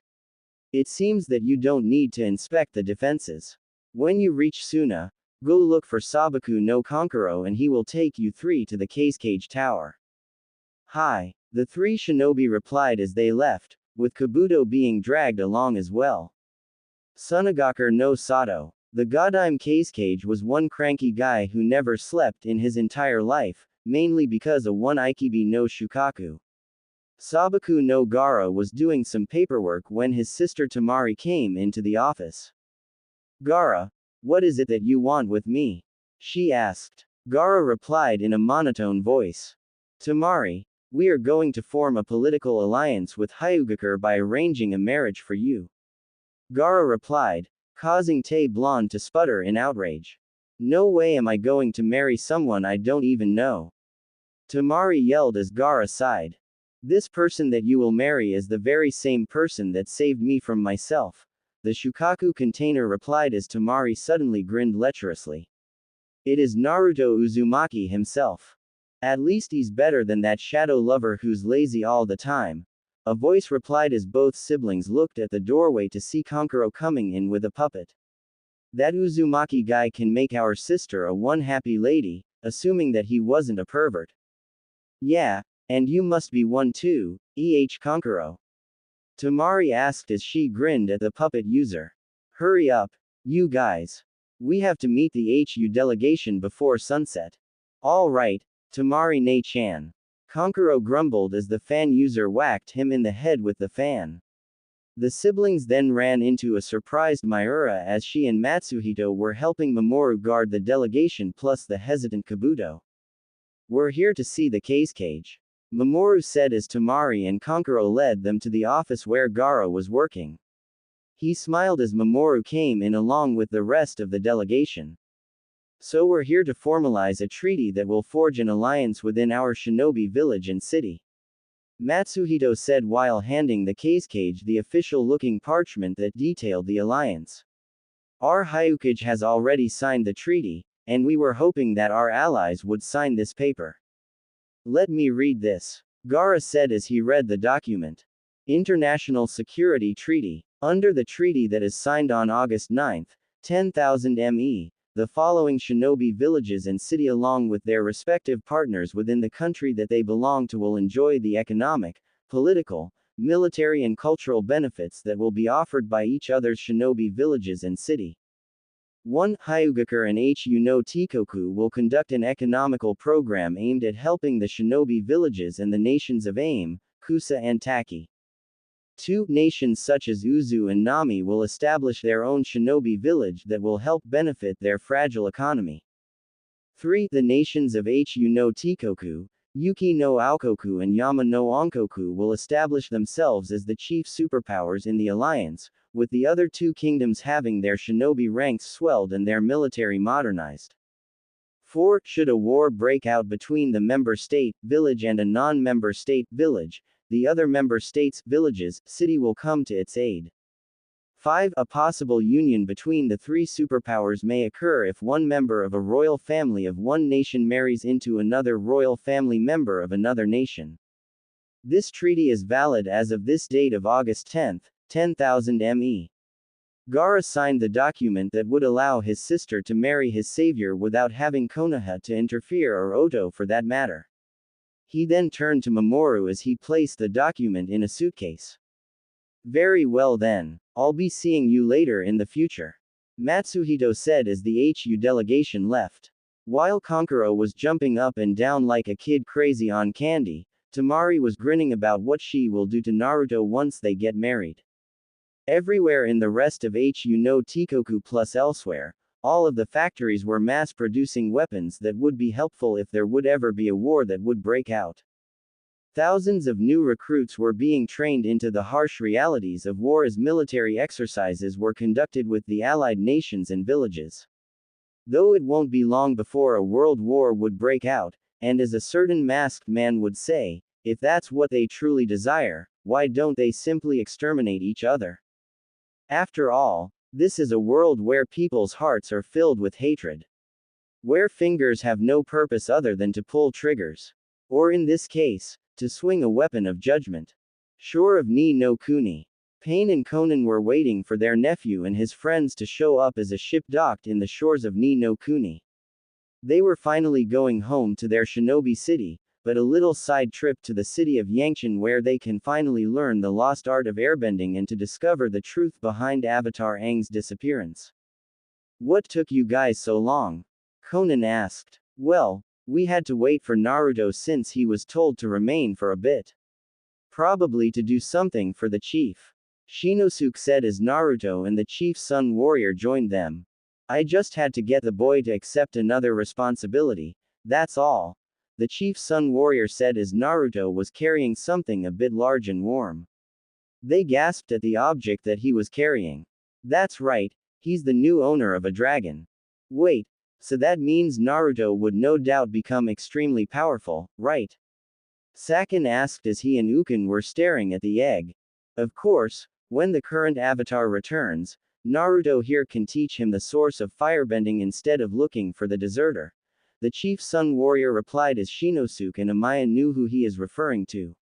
Jung the deserter was a fierce opponent even for Hu Tokubetsu Junin, and his firebending skills unfortunately gave rise to one of his students' arrogance by the name of Zhao.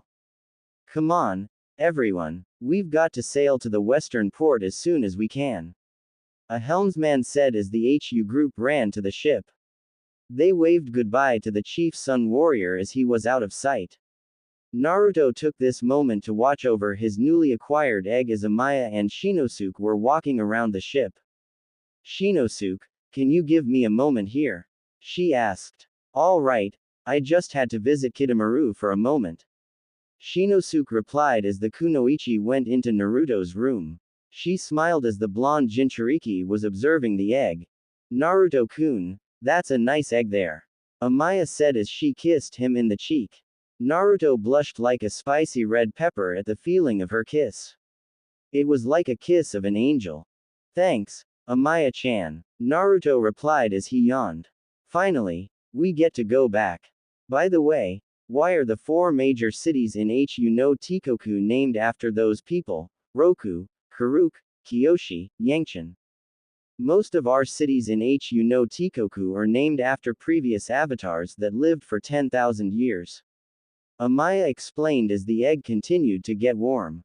We are known as the Ice Nation in the common tongue because our power has rivaled that of the Fire Nation. So basically, we're just a nation that connects the Hidden and Mokushi continents together. Naruto asked. That's right, Amaya replied back as Kidomaru and Shinosuke walked by Naruto's room. Shinosuke, how long, till we reach the port? For a few hours, since we're not going directly back home. We're stopping at Kase no Kuni, where we will travel on foot. Or it may be that some of the air nomads have their settlements close to Sunagakur. Shinosuke explained. It's better that we go there instead of back home. Wait, there might be another battle going on? Naruto asked. Unfortunately, yes. Judging from the atmosphere that Konoha is in, it would be only a matter of time before war would break out. Shinosuke replied. This time, we're going to be in the front lines. The thought of being an actual soldier fighting in the front lines had frightened the young Uzumaki Namikaze as he looked at the egg. Though it wouldn't be long after he had mastered all 4 elements, there is still another fight that he must go through. Finally, he placed the egg down and went through the scrolls that were in the ship's cabin.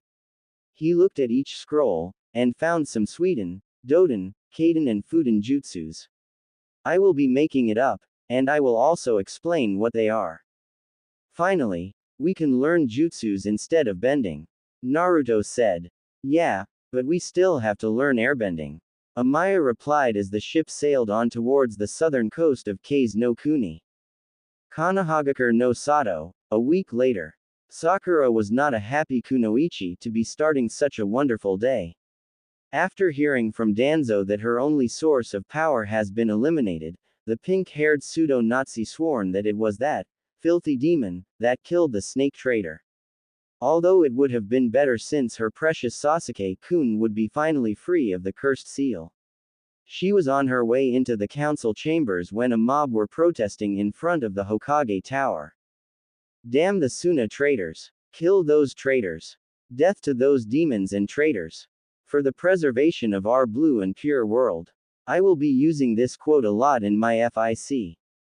In an instant, the said pink-haired Kunoichi rushed to the Hokage Tower instead of the council chamber where a furious Danzo was banging his fist into the desk. Kaharu and Homura were also furious about the news. What's going on outside, Hokage-sama? Sakura asked while saluting the fascist salute. Our former ally Suna has betrayed us by allying with our worst enemy Iwa and those demonic barbarians HU. Danzo shouted as he struggled to keep his temper in check. Our spies in Suna relayed this information, but they were killed by none other than the infamous Mamoru Hibiki himself. More of that man's exploits has reached our ears for too long. Kaharu said as she sipped her tea, courtesy of the root Anbu that were standing guard. That demon and his monstrous friends have reached the southern coast of Kase no Kuni and they are on their way into Suna. I'll go kill those filth, Kaharu-sama. Sakura said, but Kaharu shook her head. Not yet, until Sasuke-sama has fully recovered. Unfortunately, since Orochimaru is gone, you can't get the cursed seal. Kaharu replied as Homura massaged his head. We have to press on, even if you may never return again, Sakura-san. But you're a loyal ninja, unlike those traitors that sided with that filth. Homura replied as Sakura left the office. An air nomad settlement, 50 miles south of Sunagaku no Sato. Naruto and Pain were leading the group across the desert when a monk that was about his size came up to them. He had an arrow on his head, indicating that they have found the right person. Ah yes, you must be the person that our brethren has expected, the air nomad monk said as he led the HU group into an air temple. Itachi and Kisame looked at the designs with curiosity. It's just like the temple back in Hai no Kuni. Itachi said as Kisame looked at him. There was a temple there. I see, Kisame said as they followed the monk. When they reached the center of the air temple, the head monk bowed to the group as Naruto and Pain bowed back. Ah, I've been expecting you all sometime, the head monk said as he looked at Naruto with curiosity. You must be the avatar that will succeed our avatar. You mean Avatar Aang? I don't know where he is, to be exact. Naruto said as the head monk looked at everyone else. To tell you the truth, we don't know who this Avatar Aang is. I see. The head monk replied. After all, you were raised as a shinobi, so they wouldn't teach you this stuff. Well, yeah, but I wasn't being treated well by the majority of the Konoha population. Naruto replied, causing the head monk to frown. What is it? That was how exactly Avatar Aang felt, only it's the opposite. The head monk said as he led them outside into the balcony which was higher than even the Hokage mountain back in Konoha. The very mountain that had the huge manji implanted on top of it. As you can see, the air nomad monks learn how to airbend by riding the gliders. They help you with the control of the altitude and the guidance of the air, the head monk explained as two other young Tadulus monks came up to them. Ah, you two, can you guys show these new students how it's done? Yes, sir. One young monk said as the other Tadulus monk gave them a bow staff that can turn into a glider. Oh, you guys are also going to need the monk outfit. The X-Sound 5 were shocked at the change of their outfit, especially to Yuya. The said redhead was shocked at how she would wear a set of clothes that would make her look like a nun. Jirobo was puzzled, since there wasn't any monk outfit that can fit the fat HU nin. Kidomaru was confused, since he had 6 arms and the monk outfit can only accommodate 2 arms. Sak and Ukin were shuddering at the sight of themselves with a monk's outfit, since they shared a body and if they would split up, their clothing would rip apart. So the elder monks had allowed the X-Sound 5 or 4 rather, to keep their clothing.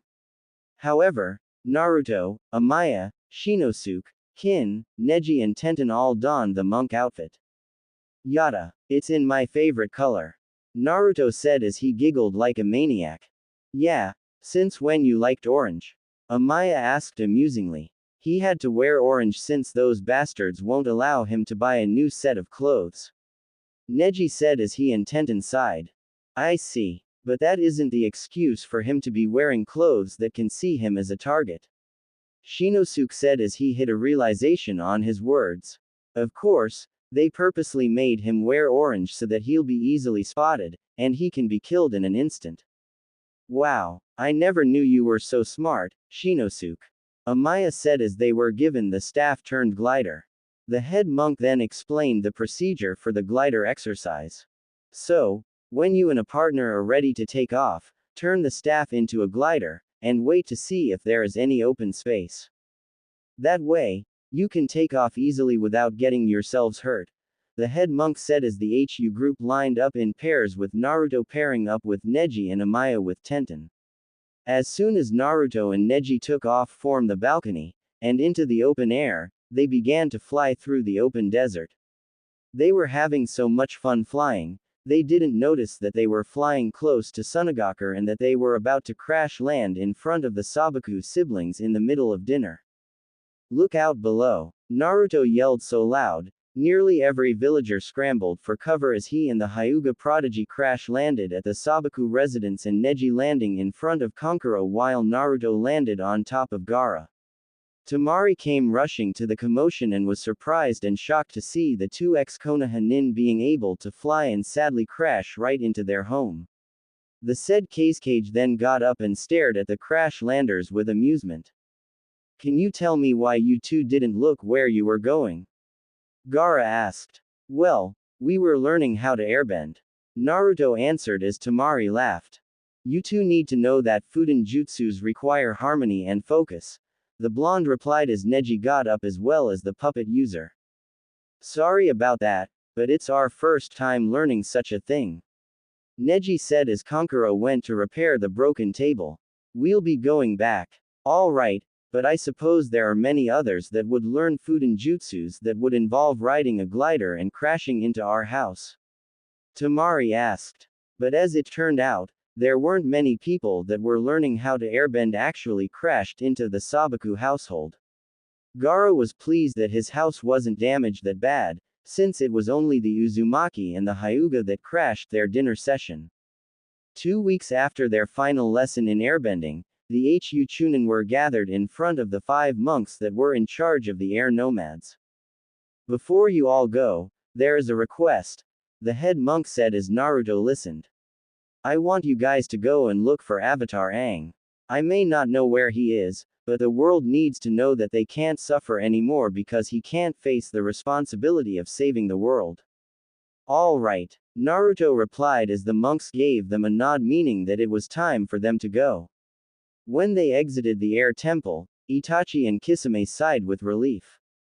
We're finally going home to prepare you guys for the Junin exams. Kisame said as Konan looked at him. Yes, but they have to practice what they've learned as well as more jutsus. Konan replied as Itachi walked beside them. I can't know what you're talking about, but there is no time for discussions. We have company, Itachi said as they stopped in front of 5 squads of Root Anbu shinobi led by one Sakura Haruno. She glared at Naruto, Neji and Tenten with killing intent. You traitors are going to pay for wrecking Danzo-sama's new world order, she yelled as Naruto activated his Rinnegan. Bring it on, you fool. Naruto replied as he got into a fighting stance. S-rank jutsus, Kaden, Gukyaku Bakuden no Jutsu, an Uchiha clan-based fire jutsu that emits a powerful fireball that explodes once it meets contact with anything. Considered an S-rank jutsu because many shinobi died learning this dangerous technique. Kaden, Ruka Bakuden no Jutsu, another Uchiha clan-based fire jutsu that radiates a powerful flamethrower that explodes once it meets contact with anything. Also considered an S-rank jutsu for the same reason as the said jutsu above. Kaden, Hausenka Bakuden no Jutsu, the other Uchiha clan-based fire jutsu that releases small flames that can attack multiple targets and detonates the target. Kaden, Ruka no Amaterasu no Jutsu, a rare fire jutsu that emits the black flames that was said to burn for 7 days and 7 nights. Kaden, Hausenka no Amaterasu no Jutsu, another rare fire jutsu that releases small black flames that would severely burn one shinobi's skin for 7 days. Sweden, Tsunami no Jutsu, a deadly water jutsu that requires a waterbender to maintain its control. A huge wave would come down upon the target and wipe it out. Sweden, Suiryu Uzu Renden, another water jutsu that utilizes a waterbender's skill in releasing its energy to launch a barrage on the target. Sweden, Uzu no Shi, a water jutsu that traps the target in a vast whirlpool for an undetermined amount of time. Sweden, Mizuhebi Yakusatsu no Jutsu, a water jutsu that emits a large snake that can strangle the victim inside its watery body, thereby drowning it. Sweden, Taju Suso no Jutsu, a dangerous multi-water jutsu that traps multiple targets and drags them down into the deep seas. a water variation of Gaara's Sabaku Taiso. Doden. Jishin no Jutsu, a dangerous earth jutsu that Rikis and earthbenders control in maintaining the ground and the control of starting and stopping the jutsu. Powerful multi-target and demolition jutsus, perfect for an ambush. Doden. Warimfunka no Jutsu, another dangerous jutsu that can only be mastered by an S-rank shinobi or the Daili. A very powerful jutsu that creates a fissure and kills its victims. Doden. Doryu Go, a defensive earthbender-based jutsu that is suitable for creating defensive maneuvers in a military base. Doden. Iwa Bakuden Renden no Jutsu, an offensive siege-based earth jutsus that creates a huge rock that can explode when it comes into contact. Doden. Iwa Kyushiki Taiso no Jutsu, a pincer movement-based earth jutsu that only the Daili and Naruto could master, because the jutsu requires a complete mental acceptance on killing multiple targets in one blow. Raiden. Mirai Bakuden no Jutsu, a lightning jutsu that requires one's creation of lighting first before executing the move. Raiden. Shushkiha no Jutsu, a powerful lighting jutsu that requires a lightningbender's reflexes to execute the move. Powerful jutsu that can instantly kill a target. Raiden. Rai Kurikasu no Jutsu, a defensive counteroffensive jutsu that requires an enemy lightningbender to send a lighting to the targeted victim. The said victim then can channel the lightning through the body and redirect it back to the user. Raiden. Rai no Yeba no Jutsu, a lightning sword descended from the sky that can impale a target in one blow. Raiden. Taju Rai no Yeba no Jutsu, a mass multiple target version of the jutsu above. Futon. Kamikaze, a powerful wind attack that can literally wipe out multiple targets in one blow. Futon. Gufu no Jutsu, a deadly wind attack that can wipe out a single target. Futon. Taju Gufu no Jutsu, a multiple target version of the jutsu above. Futon. Gufu Shoheki no Jutsu, a defensive version of the jutsu above the Taju variation.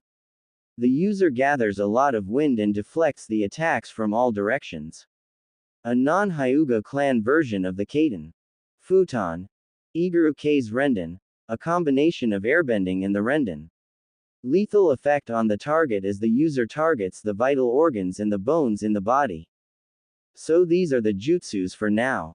By the way, please watch Shippuden episode 60 so that you will know the girl that uses the kiss of death, the same girl that I wanted to put on the harem package if I knew her name. Back to Project Demon Avatar. Chapter 10. A Jinchuriki's True Power. Naruto was in his fighting stance when Sakura charged at him with killing intent. He used firebending at the incoming Kunoichi as she dodged the flames. Neji then activated his Byakugan and started to airbend the sand into the rest of the Root Anbu squad as Tenten kept on striking with her weapons. Shinsuke was busy fighting one Root Anbu shinobi after another and Amaya was busy fighting another squad with firebending. Damn it. They just keep on coming. She gritted as one Root Anbu Kunoichi made some hand signs. Kaden. Gukyaku no Jutsu. The Root Kunoichi yelled as a gigantic fireball came out of her mouth. Amaya responded with another hand sign. Sweden. Teppadama. She yelled as she blasted the gigantic fireball to Kingdom Come. Amaya then noticed that more Root Anbu squads were coming fast like a swarm of cockroaches. The X-Sound 5 then rushed to the incoming group as Jirobo knocked one Root squad leader out with a punch as Kidomaru and Kimimaro took on two other squads. Tsuyu and Sakin Ukin were busy ambushing the next squad that were coming to aid Sakura, who was fighting Naruto. You should have let Sasuke-kun killed you. The pink-haired pseudo-Nazi yelled as she aimed a punch at the blonde Jinchuriki. Naruto then responded with a firebending punch as the said Kunoichi dodged it, only to fall for his hidden trap. Fuden. Igaru K's Renden. Naruto yelled as he airbent Sakura up in the sky similar to the Renden. He also made another hand sign. Kage Bunshin no Jutsu. Soon, there were 20 Bunshins that executed the same airbending Renden at the flying victim above. Sakura didn't have time to defend herself as Naruto punched her in the gut and kicked her in the head. She fell to the ground as the Naruto bunshin disappeared in a smoke. You may have improved, but you still haven't tasted my new move.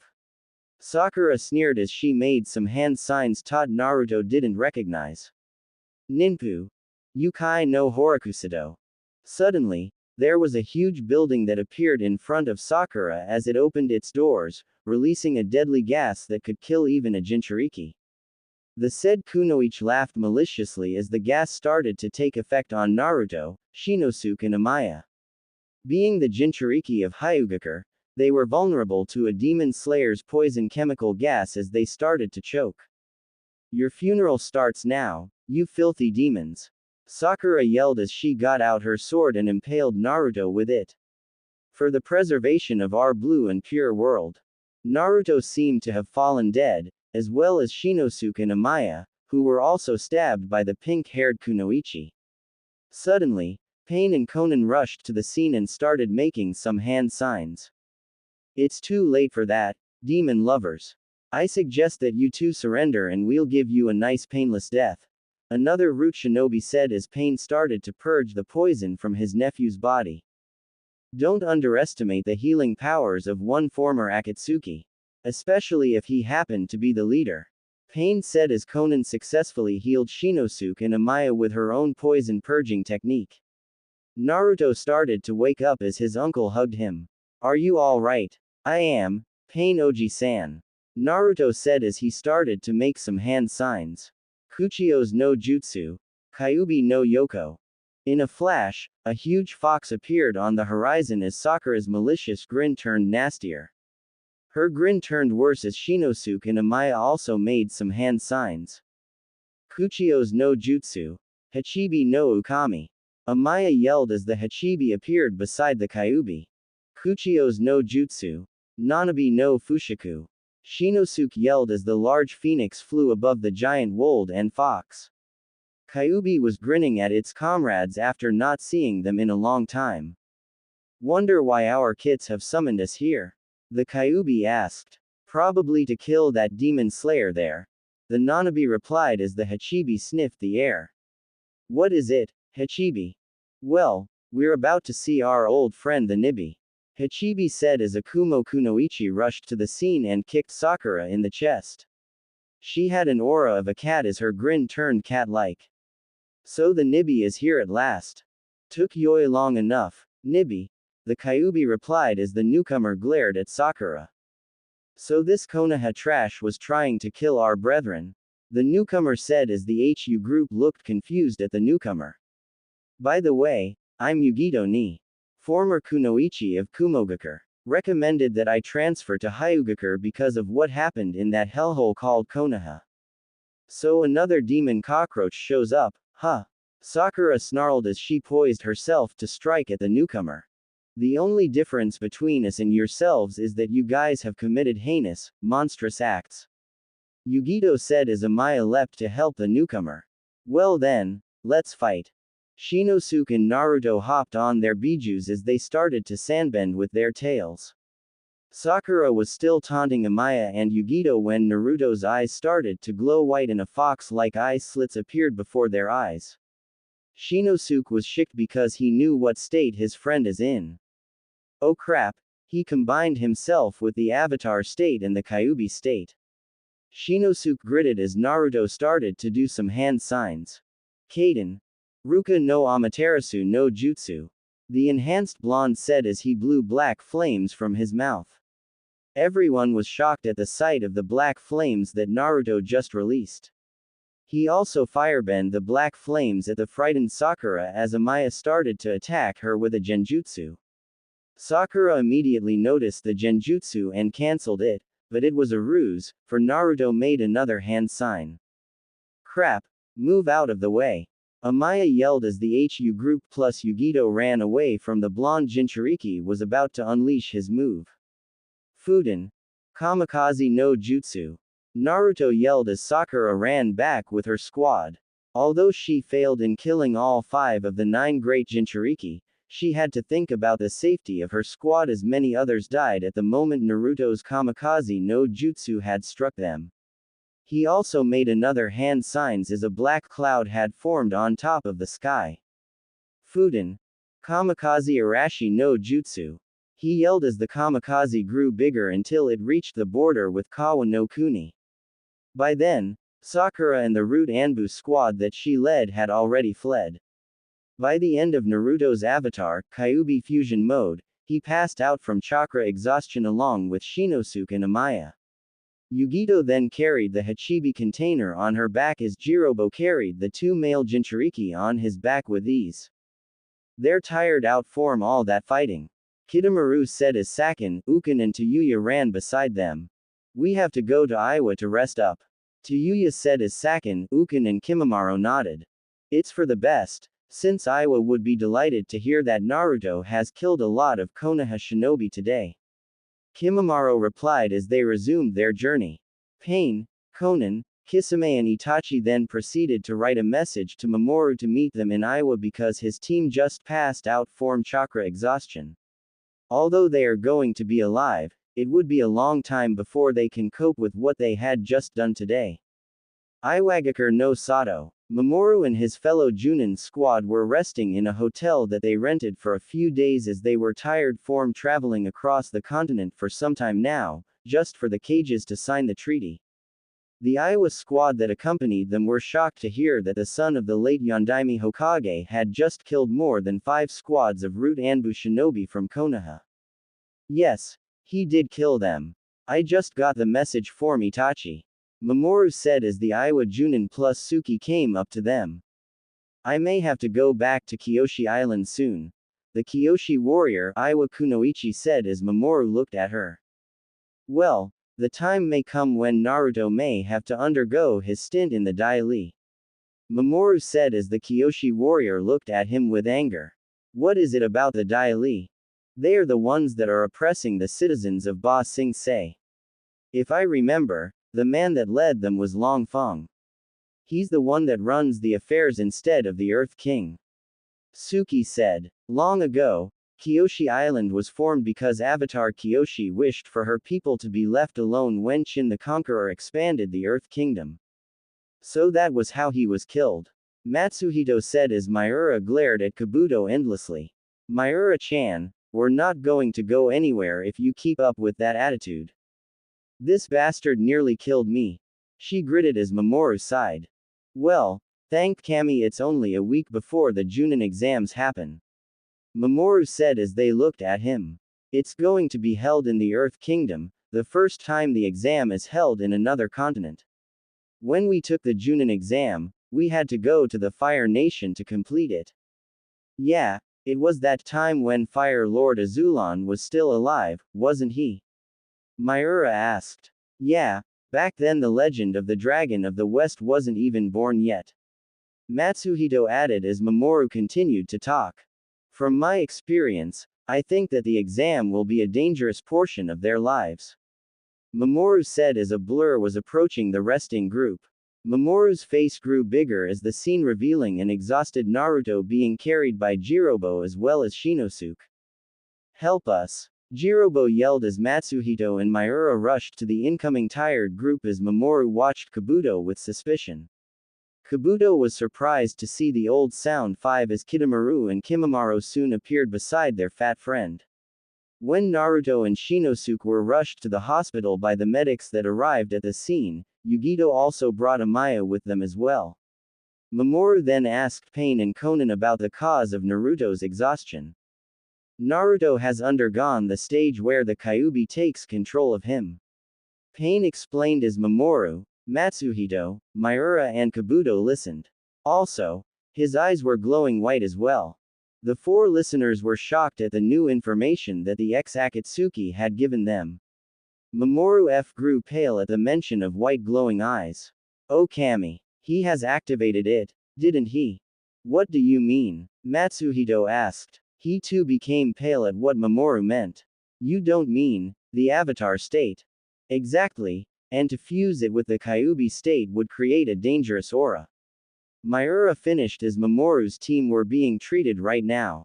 She then went to a medic nin that was assessing Shinosuke and looked at him. This guy is healing a bit fast. Well, his injuries weren't serious. The medic nin replied. He should be fine. A few hours after the Jinchuriki trio's recovery, Mamoru went to their hospital beds to see them. He was relieved to see that none of his Protegoa students had died. You guys must have survived that attack. That was so impressive. Mamoru began as Naruto struggled to get up. Naruto, try not to get up soon. Mamoru-sensei, the Junin exams are going to be coming in soon, and we want to take it. Naruto said, so that we can become Junins. Of course, but tomorrow you guys are going to be better. By then, get ready to hit the ground running. Mamoru replied as he left the hospital beds. Konohagakure no Sato Village Square. Danzo was shocked at the sight of his beloved Root Anbu shinobi returning to the village in bandages and broken bones. He grew angry at the look of defeat on his army's faces as Sakura also limped into the village. Koharu and Homura rushed to the incoming group as Sakura fainted. Koharu then yelled for help. Get some medical attention here. She shouted as Root medic nins rushed to the unconscious Kunoichi. As Koharu watched the medic nins rushing Sakura to the hospital, Homura and Danzo went up to her and glowered at the sky. I guess that there were more than one demon undesirable. Koharu explained as Danzo sighed. There were issues of the former thugs that used to serve Orochimaru. Not that surprising. But what was so dangerous about those barbarians from Hu no Tikoku is that they have the power and resources to squash our attempts on our new order. Danzo replied as he and the two village elders pseudo-Nazis went to the Hokage Tower to plan a rally for inciting hatred. Meanwhile, Kakashi and Asuma were in an underground room talking to Yamato alias Tenzo. They were shocked at the climate that Danzo and the two elders were creating and that the atrocities were becoming more real. I heard from one source that Sakura had led a squad into a village and systematically killed an entire Jinchuriki population. Yamato Tenzo said as Asuma grew pale. Not only that, she had kicked Ino in the head considering they used to be best of friends. I guess that Naruto's exile and possible execution has given life to a world of hatred never seen before. Asuma replied. We need to lay low, or we'll get sent to those concentration camps.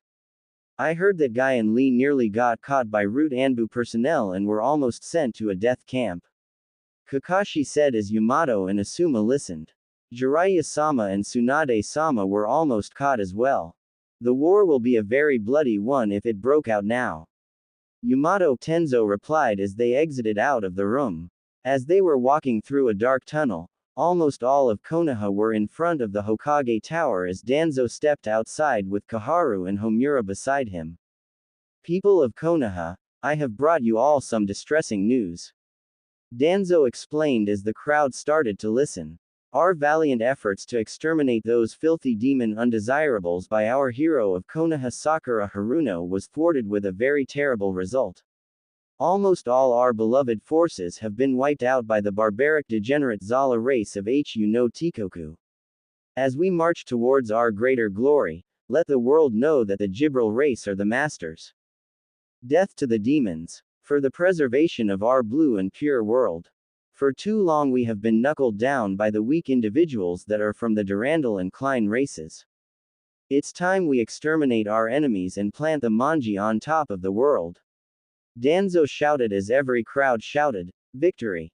And raising their hands in a fascist salute. The old war hawk grinned maliciously as the incense of hatred had now been fanned and that a war was inevitable. Once our ally in Kin no Kuni has mobilized for war, we will take march and exterminate anyone in our way. The three elder pseudo-Nazis were satisfied that they were spreading hatred towards their enemies. So much that the mob had started to beat up any person that they saw as a traitor to the Jibril race. Although the war may seem imminent, it won't be long until someone pulls the trigger that will start it all. Hu no Tikoku, capital city of Mokushi. As the old regal emperor Onogoro XVII reigned, his loyal subjects were helping with the upholding the law. Still, he was worried about the political climate of the world. Given the fact that Kin no Kuni was a new nation carved out of the Great Hai no Kuni, it spelled disaster to the world.